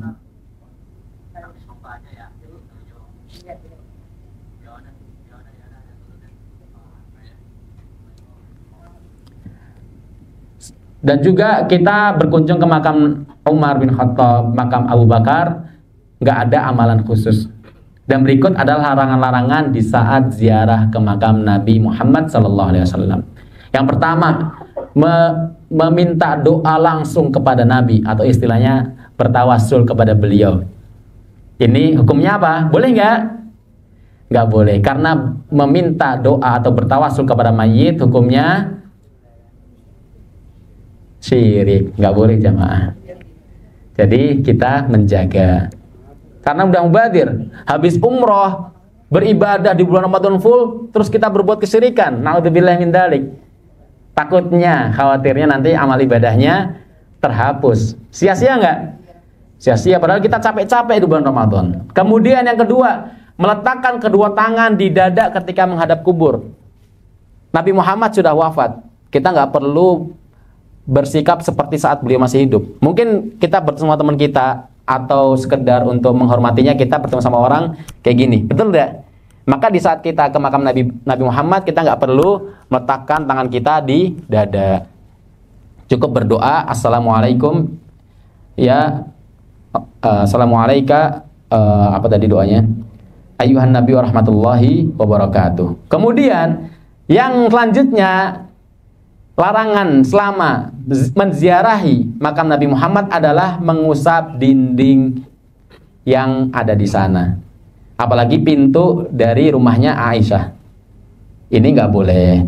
Kemudian yang selanjutnya, tawaf mengelilingi makam Nabi Muhammad. Ini lebih parah lagi nih. Dia tawaf mengelilingi Masjid Nabawi. Ngapain tawaf? Lagi tawaf ngelilingin kuburan Nabi. Ini nggak boleh. Kemudian meninggikan suara atau bahkan ngobrol di depan makam beliau dengan teriak-teriak atau ngobrol keras-keras. Ini nggak beradab. Padahal Allah SWT telah berfirman, ya ayyuhalladzina amanu la tarfa'u aswatakum fawqa sautin nabi. Wahai orang-orang yang beriman, janganlah kalian meninggikan suaramu melebihi suara Nabi. Baik, sudah selesai. Langsung praktek.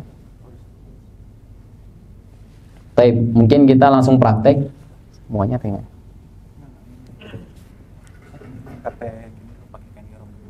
Baik. Jadi kita praktek biar lebih mafhum lagi insyaallah taala.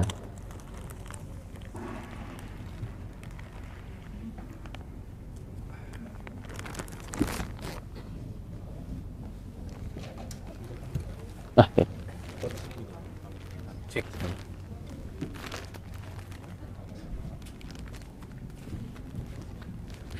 Baik, Bapak Ibu, saya dibantu. Tidak. Silakan.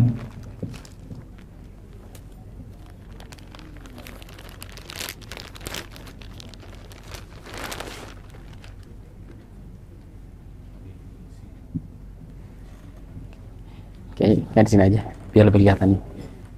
Prakteknya di sini aman ya. Kalau di bawah takutnya yang belakang nggak kelihatan nanti. Baik, akan ana contohkan gimana caranya pakai kain ihram biar lebih aman. Walaupun ini menurut ana pribadi ya, menurut ana pribadi ini aman. Tapi mungkin jamaah bapak-bapak terkhususnya punya trik lain biar lebih aman lagi. Kalau ana kain ihram yang sarungnya ana buat seperti ini.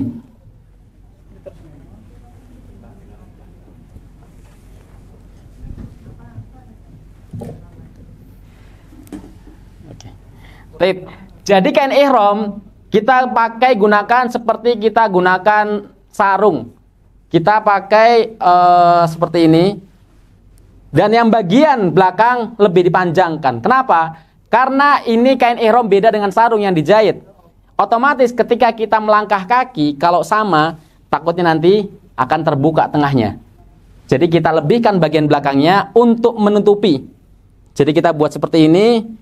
Kemudian kita tutup seperti ini. Kita tutup seperti ini. Ini untuk menutup agar tidak terbuka saat kita jalan. Dan kemudian kita lipat seperti ini. Ini insya Allah aman. Sejauh ini yang ana lakukan insya Allah aman. Paling tawaf belum kalau kita ana ngelipatnya dengan benar itu insya Allah enggak merosot. Udah jadi kayak pakai sarung biasa. Selesai gini. Jadi kita nggak perlu atau mungkin ada cara yang lain yang anak kurang paham juga, yang belah tengah itu gimana caranya. Tapi anak pernah ngelihat seperti itu. Anak nggak tahu caranya.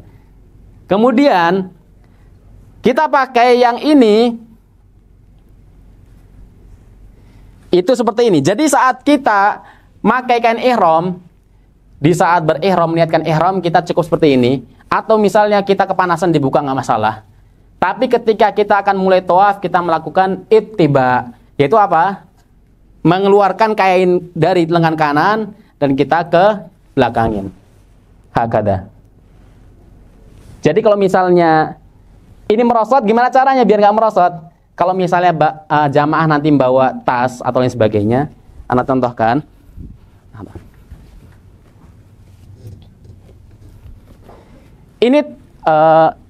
Ini tas bisa sebagai penahan agar kain ihram ini tidak merosot. Jadi kita bisa gunakan, kita awali dengan yang tertutup seperti ini.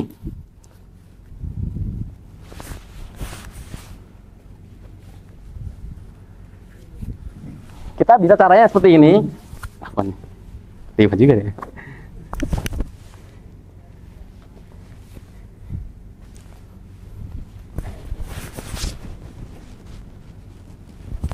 Kada.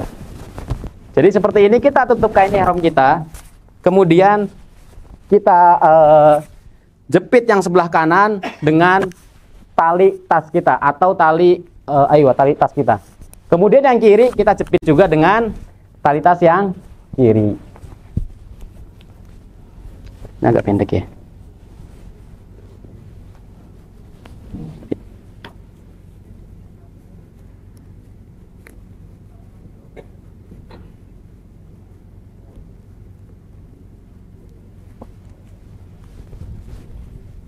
Udah cukup.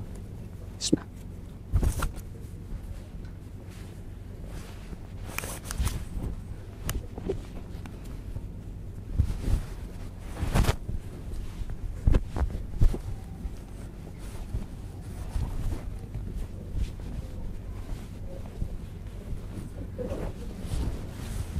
Kita tutup atau kita gunakan tas seperti ini, udah kelar. Jadi insya Allah tutup semuanya. Ada. Seperti ini, kita insya Allah tutup semuanya insya Allah. Kalau mau ittiba, tinggal dibuka. Tinggal dibuka satu. Kita tinggal ittiba seperti ini ittibanya. Nanti pakai tasnya yang ini sebagai penyangga, tasnya sebagai penyangga pada kain yang nempel di sini. Jadi insya Allah aman. Kita nggak perlu geser-geser lagi kainnya agar tidak merosot. Insya Allah aman. Nanti tinggal dikebelakangin. Itu ana biasanya seperti itu. Itu ketika ittiba, maka dia nggak perlu lagi nahan-nahan kainnya seperti ini. Apalagi kalau sa'i. Sa'i lebih berat lagi. Karena apa? Dia jalan terus. Kalau tawaf kan dia lebih pelan jalannya, sedangkan sa'i lebih kenceng. Jadi harus lebih banyak benerin kain ini. Tapi nggak masalah, kalau berantakan dibenerin lagi nggak masalah. Nggak ada anjuran harus mempertahankan posisi ini kayak gimana, nggak masalah. Taib. Itu cara pakai kain ihram. Sedangkan untuk tawaf kita akan praktek.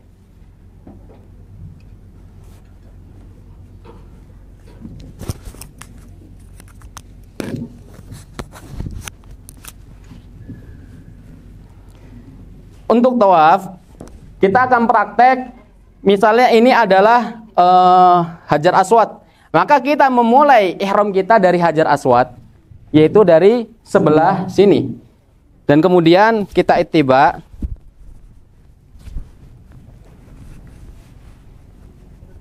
Atau kalau misalnya bapak-bapak pengen ittiba, yang ini dilipat di sini, dijepit. Nah kemudian seperti ini, dan ini ditahan pakai tas sehingga akan lebih aman. Maka ketika dari sini kita kalau bisa mencium Hajar Aswad, kita cium, kemudian kita ucapkan apa? Bismillah Allahu Akbar. Atau kalau nggak bisa cukup diusap. Atau kalau nggak bisa cukup angkat tangan, ucapkan apa? Bismillah Allahu Akbar. Dan kemudian ketika kita tawaf, ini ada Hijr Ismail, nggak disyariatkan tawaf mengelilingi Ka'bah. Artinya apa? Tawaf dalam Hijr Ismailnya. Karena Hijr Ismail merupakan bagian dari Ka'bah. Kita tetap diperbolehkan atau disyariatkannya justru kita tawafnya mengelilingi Hijr Ismail ini. Baik. Kemudian setelah itu kita tawaf, dan ketika sudah sampai di Rukun Yamani,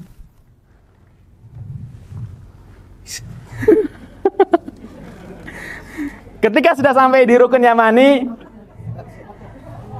subhanallah.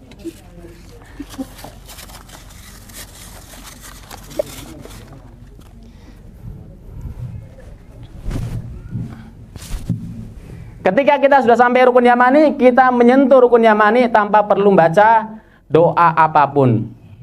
Namun dari Rukun Yamani menuju Hajar Aswad, kita baca Rabbana atina fid dunya hasanah wa fil akhirati hasanah wa qina adzabannar. Anggap aja udah selesai. Kemudian kita ke makam Ibrahim. Harusnya posisinya di sini, oke Ibrahim. Tapi nggak masalah. Dari sini, dari Hajar Aswad ke makam Ibrahim kita baca apa? Wattakhidhu mim maqami Ibrahim musalla. Kita nggak disyariatkan megang makam Ibrahim. Kita cukup baca wattakhidhu mim maqami Ibrahim musalla, kemudian kita cari tempat sholat dan kita sholat. Sunnahnya di belakang makam Ibrahim. Tapi kalau penuh, nggak ada tempat, kita boleh sholat di mana aja. Di seberang makam Ibrahim juga nggak masalah. Mafhum milahuna jamaah? Jelas ya insya Allah ya? Nanti kalau ada pertanyaan bisa ditanyakan via WhatsApp atau bisa langsung. Nanti insya Allah kita bakal ketemu terus bismillah ta'ala. Jadi besok ini umrah ini kita menjadi satu keluarga. Walaupun kita dari sekarang atau bahkan dari sejak kita lahir, dari sejak kita Islam ini, kita semua saudara. Tapi ketika umrah nanti biar lebih akrab, anggap aja kita semuanya keluarga. Jadi antum bapak itu anak anggap sebagai orang tua anak sendiri insyaallah ta'ala. Karena kan, tapi bukan berarti anak bebas minta uang ke bapak-bapak ya. Hanya sekedar untuk mengakrabkan diri. Baik. Adapun untuk sa'i insyaallah ta'ala sudah tergambarkan jamaah. Mungkin ada pertanyaan, tafadhol bisa ditanyakan. Mohon panitia bisa menyediakan mic untuk pertanyaan. Silakan jamaah pertanyaan.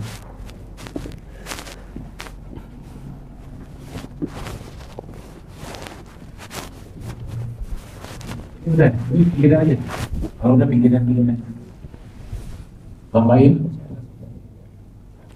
Stop papelnya toh. Sekarang. Assalamualaikum Ustaz, perkenalkan nama saya Ali. Semoga Ustaz dan keluarga selalu dalam lindungan Allah Subhanahu wa taala.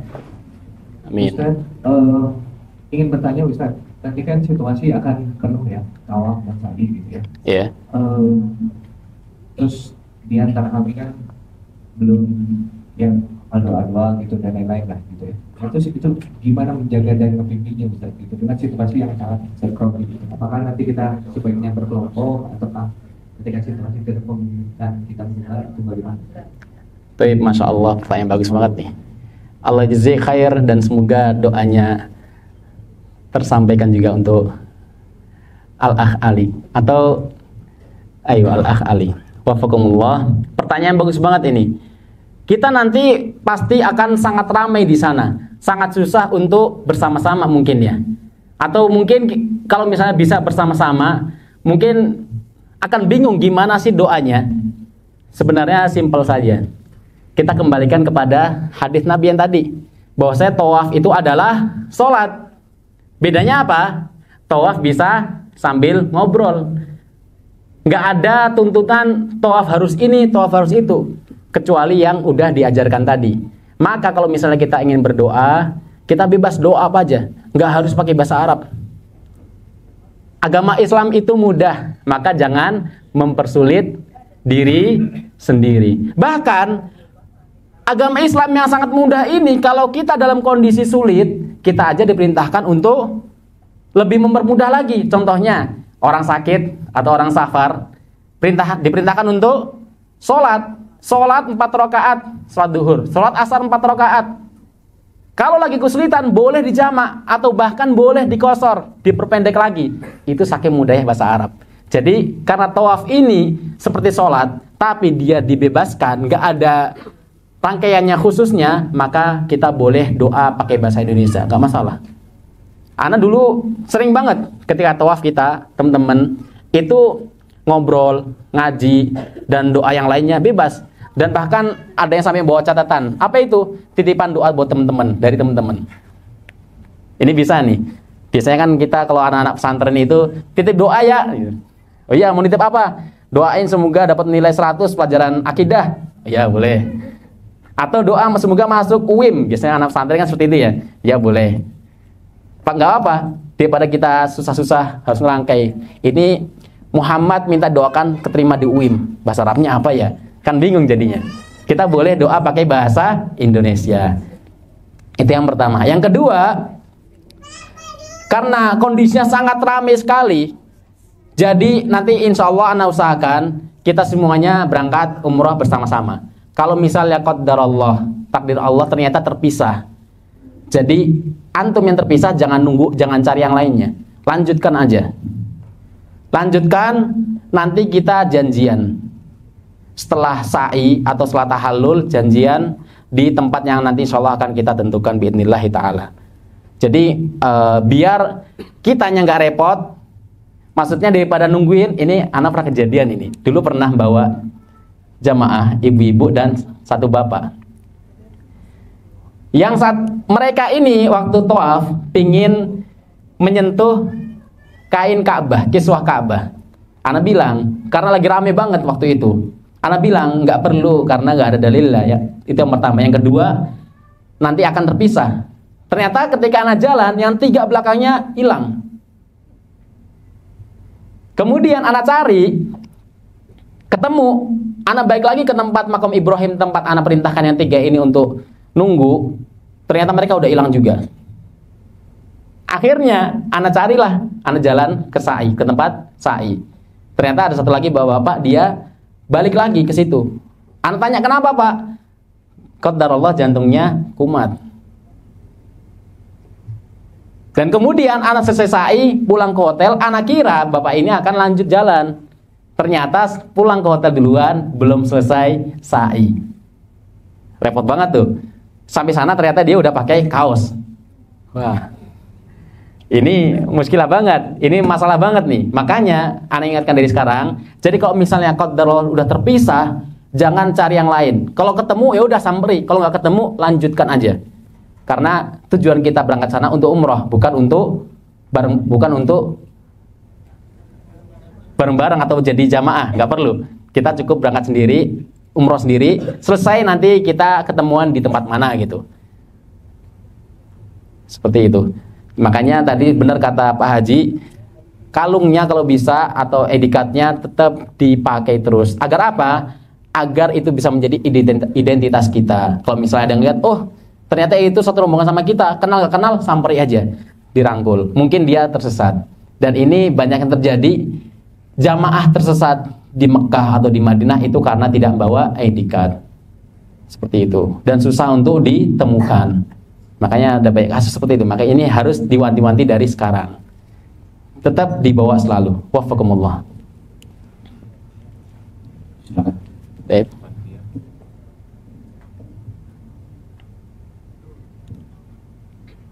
Panitia mic-nya tolong kasih ke yang nanya. Bang Samit, Mbak Bang Budi.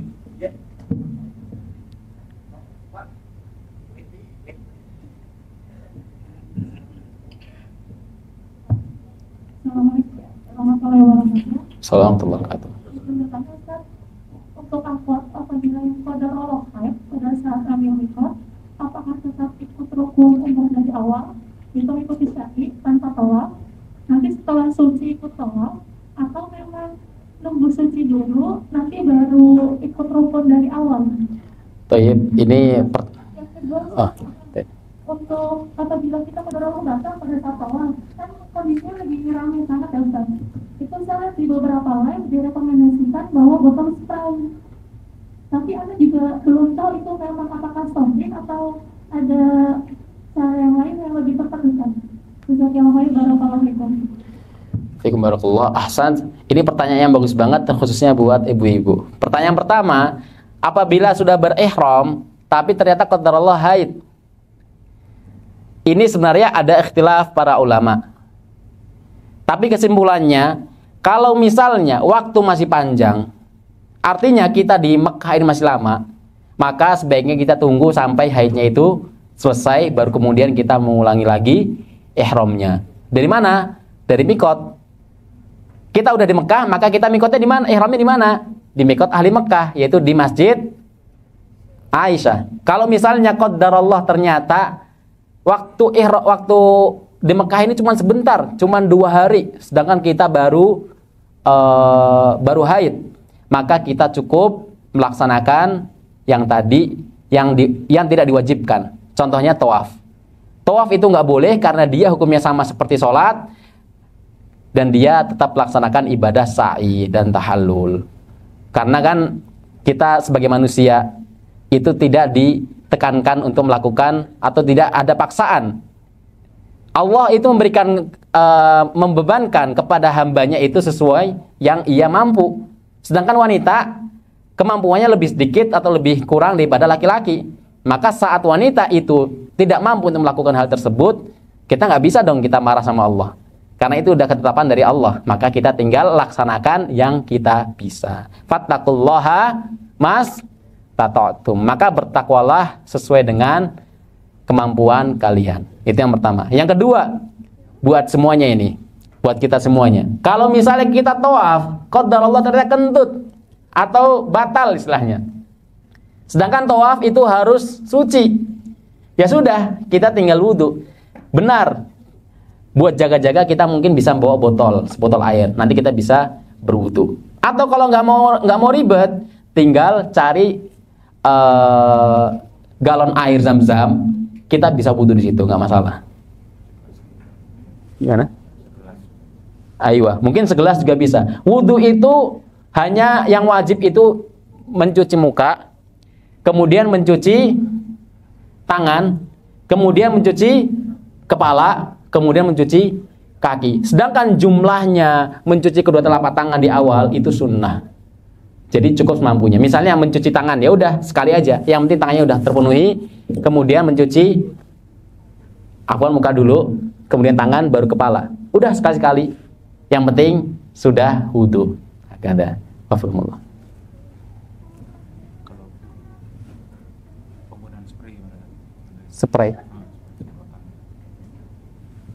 Kalau penggunaan spray itu kan hanya wasilah aja itu. Tidak masalah, yang penting sudah yakin bahwasanya tangan itu sudah terusap. Ayo, sampai siku.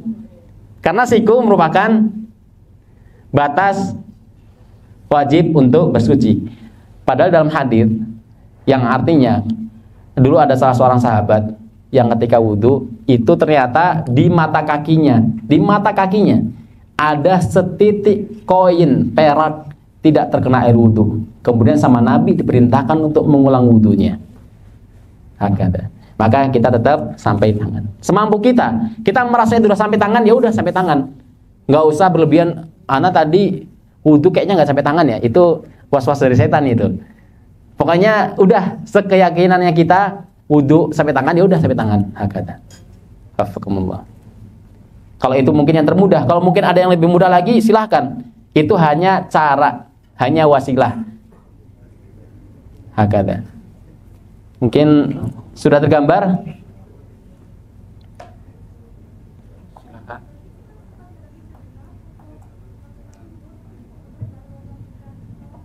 Nggak masalah. Kita melanjutkan lagi tawafnya.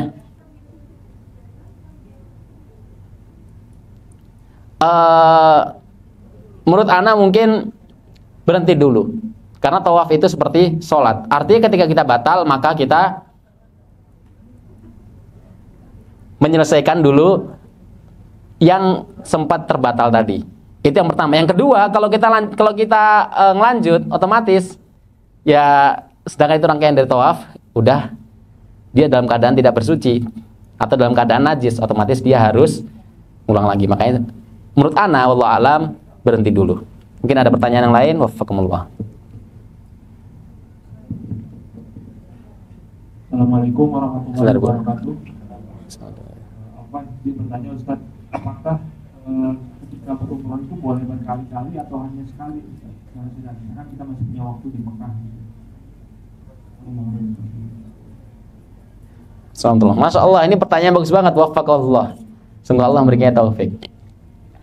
Umrah wajib berapa kali? 1 kali. Sedangkan yang keduanya boleh nggak? Boleh.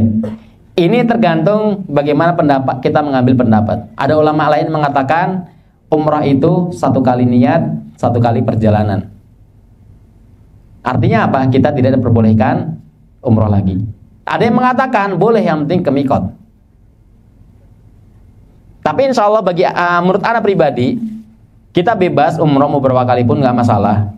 Yang penting tetap ke mikot. Kita nggak boleh umroh atas dua niat. Ini banyak orang yang biasanya menggunakan jasa badal nih biasanya. Atau mau membadalkan orang lain. Ini nggak boleh meniatkan umroh untuk dua orang. Jadi ketika ingin membadalkan orang lain atau ingin umroh lagi, harus atas satu niat dan satu orang.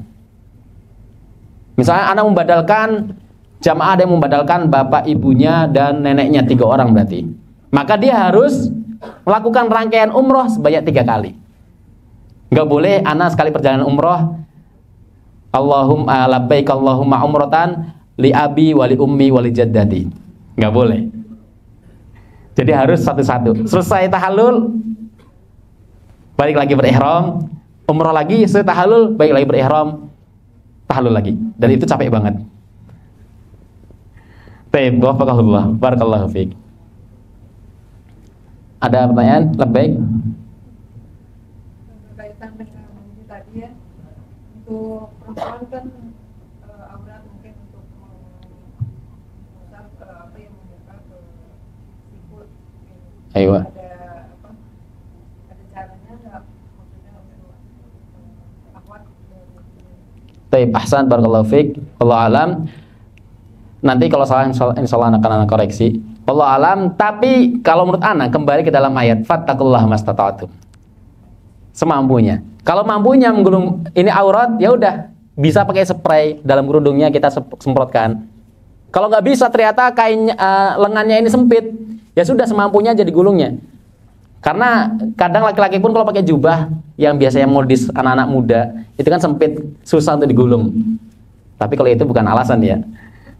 Kalau yang karena lengan laki-laki bukan aurat. Kalau perempuan kan aurat, jadi fattaqullaha mastata'tum. Semampunya. Kalau misalnya mampunya cuma sampai sini, ya sudah sampai sini. Bismillah taala, la ba'sa insyaallah. Nanti insyaallah akan ana koreksi. Wallahu a'lam. Wafaqallah. Ada pertanyaan lain? Silakan Bapak Ibu. Labbaik. Bismillah. Tadi kan Ustaz menyebutkan mengenai sabuk. Aywa. Sabuk. Sabuk. Ya. Aywa. Kalau tadi sebenarnya sabun itu malah kalau pakai sabuk malah akan menghambat atau gimana ya? Kalau masih bisa pakai sabuk untuk apa ya? Biar lebih kuat lagi. Ya. Baik, ahsan, barakallahu fiik. Selama kita berihram, kita itu cuma dilarang memakai pakaian yang menempel pada tubuh kita, yang membentuk tubuh kita. Sedangkan kayak sabuk atau sandal kita berjahit, tidak masalah. Karena itu nggak menempel pada asalnya. Kita nggak pakai pun nggak masalah. Jadi kita boleh pakai sabuk. Wallahu alam. Pakai tas pun juga nggak masalah, pakai tas. Wallahu alam. Baik. Kacamata lebih nggak masalah lagi. Karena kadang ada beberapa kondisi yang minusnya terlalu tinggi, itu nggak kelihatan. Betul tidak? Apalagi kalau udah terbiasa pakai kacamata, kalau sekalinya dilepas, itu jadi kadang burem atau pusing tuh. Malah menyiksa diri sendiri jadinya. Wafaqallah, wallahu alam. Barakallahu fiik. Ada soal yang lain? Ada yang mau bertanya lagi? Kalau nggak ada yang mau bertanya, gantian Ustadz bertanya. Nanti siapa yang bisa jawab, ada door prize-nya. Oh iya, benar. Mungkin satu ikhwan, satu akhwat. Door prize-nya payung, lumayan bisa dipakai kalau panas-panas di Mekah Madinah. Atau kalau hujan. Ada yang bertanya atau Anda tanya ini? Baik, bagaimana Bu? Sebentar Bu, maaf.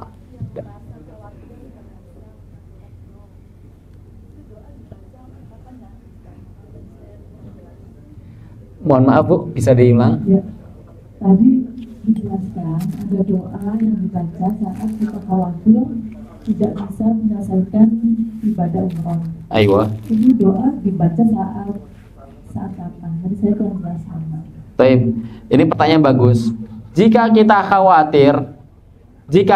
khawatir tidak bisa melanjutkan rangkaian ibadah kita, maka kita disarankan baca apa? Allahumma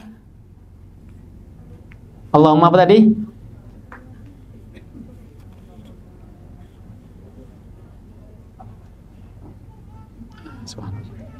Allahumma mahalli haitsu habastani fi. Ya Allah, Engkau yang mencukupi atau menempatkanku untuk bertahallul di tempat tersebut. Itu dibaca ketika kita sedang meniatkan ihram kita. Jadi di awal. Kita nggak bisa merevisi, wah ternyata lagi sakit, terus kemudian kita baca ini, nggak bisa. Jadi kita bacanya di awal. Karena apa? Itu keyakinan kita. Sebagaimana kita sebagai manusia mempunyai batasan, dan Allah nggak mungkin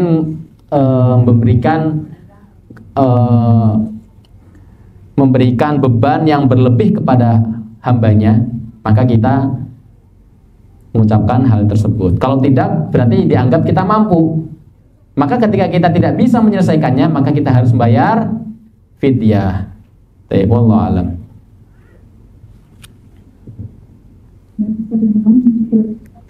Jika perempuan membatalkan laki-laki, Insya Allah tidak masalah biidznillah ta'ala.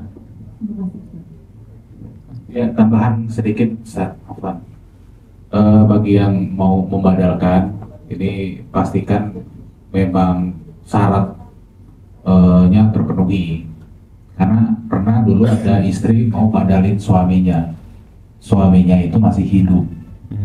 Ya, jadi secara nggak langsung dia ngedoain suaminya cepat meninggal. Ini kadang ada salah persepsi di situ, makanya harus diluruskan. Ya, jadi badal itu adalah syaratnya kalau orang yang mau dibadalkan ini sudah meninggal atau dia masih hidup tapi sudah tidak bisa, kemungkinannya kecil banget buat dia ke Saudi untuk umroh. Ya, karena bahkan kalau seorang, mohon maaf, stroke pun dia masih bisa pakai kursi roda. Jadi itu masih bisa umroh gitu. Jadi mohon dipastikan bahwasanya yang pertama sudah meninggal, yang kedua sudah tidak bisa, kemungkinan kecil banget buat pergi ke Saudi. Itu boleh dibadalkan.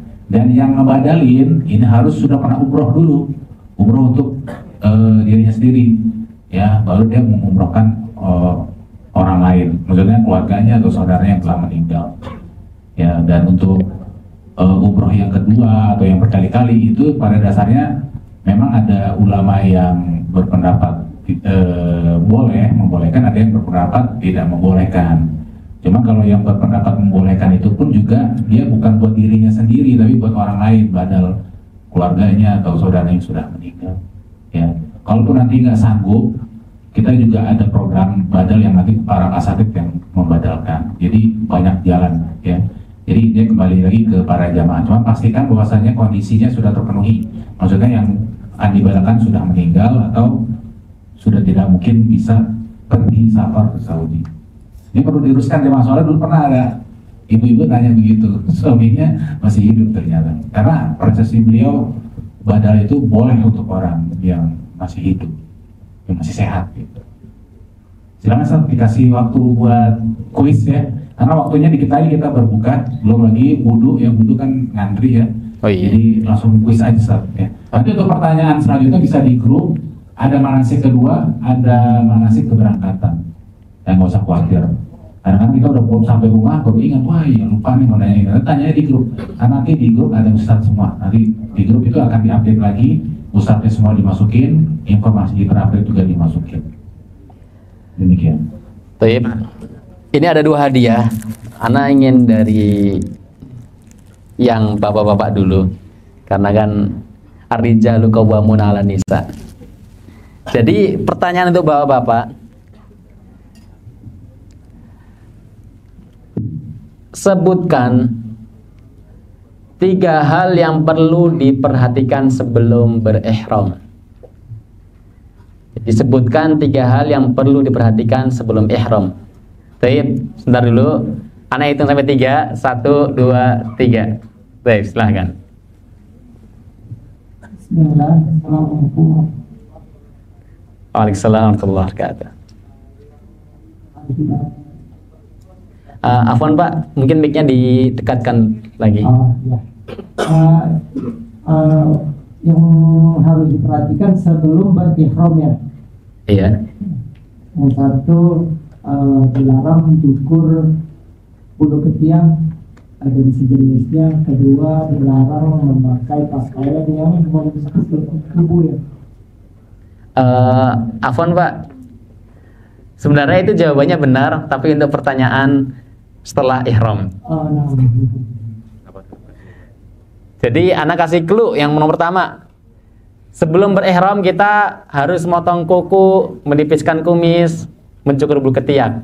Tapi mungkin bisa dilanjutkan dua berikutnya. Tafadhol Pak, barakallahu fiik. Dan boleh memakai wangian tapi tidak di kain ihram. Aywa, sahih. Yang ketiga, ayo Pak, satu lagi Pak. Satu lagi dapat hadiah, payung Pak.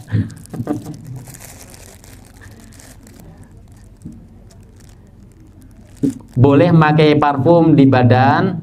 Yang terakhir, sunnahnya apa nih Pak? Sebelum berihram, sebelum kita meniatkan labbaik Allahumma umratan.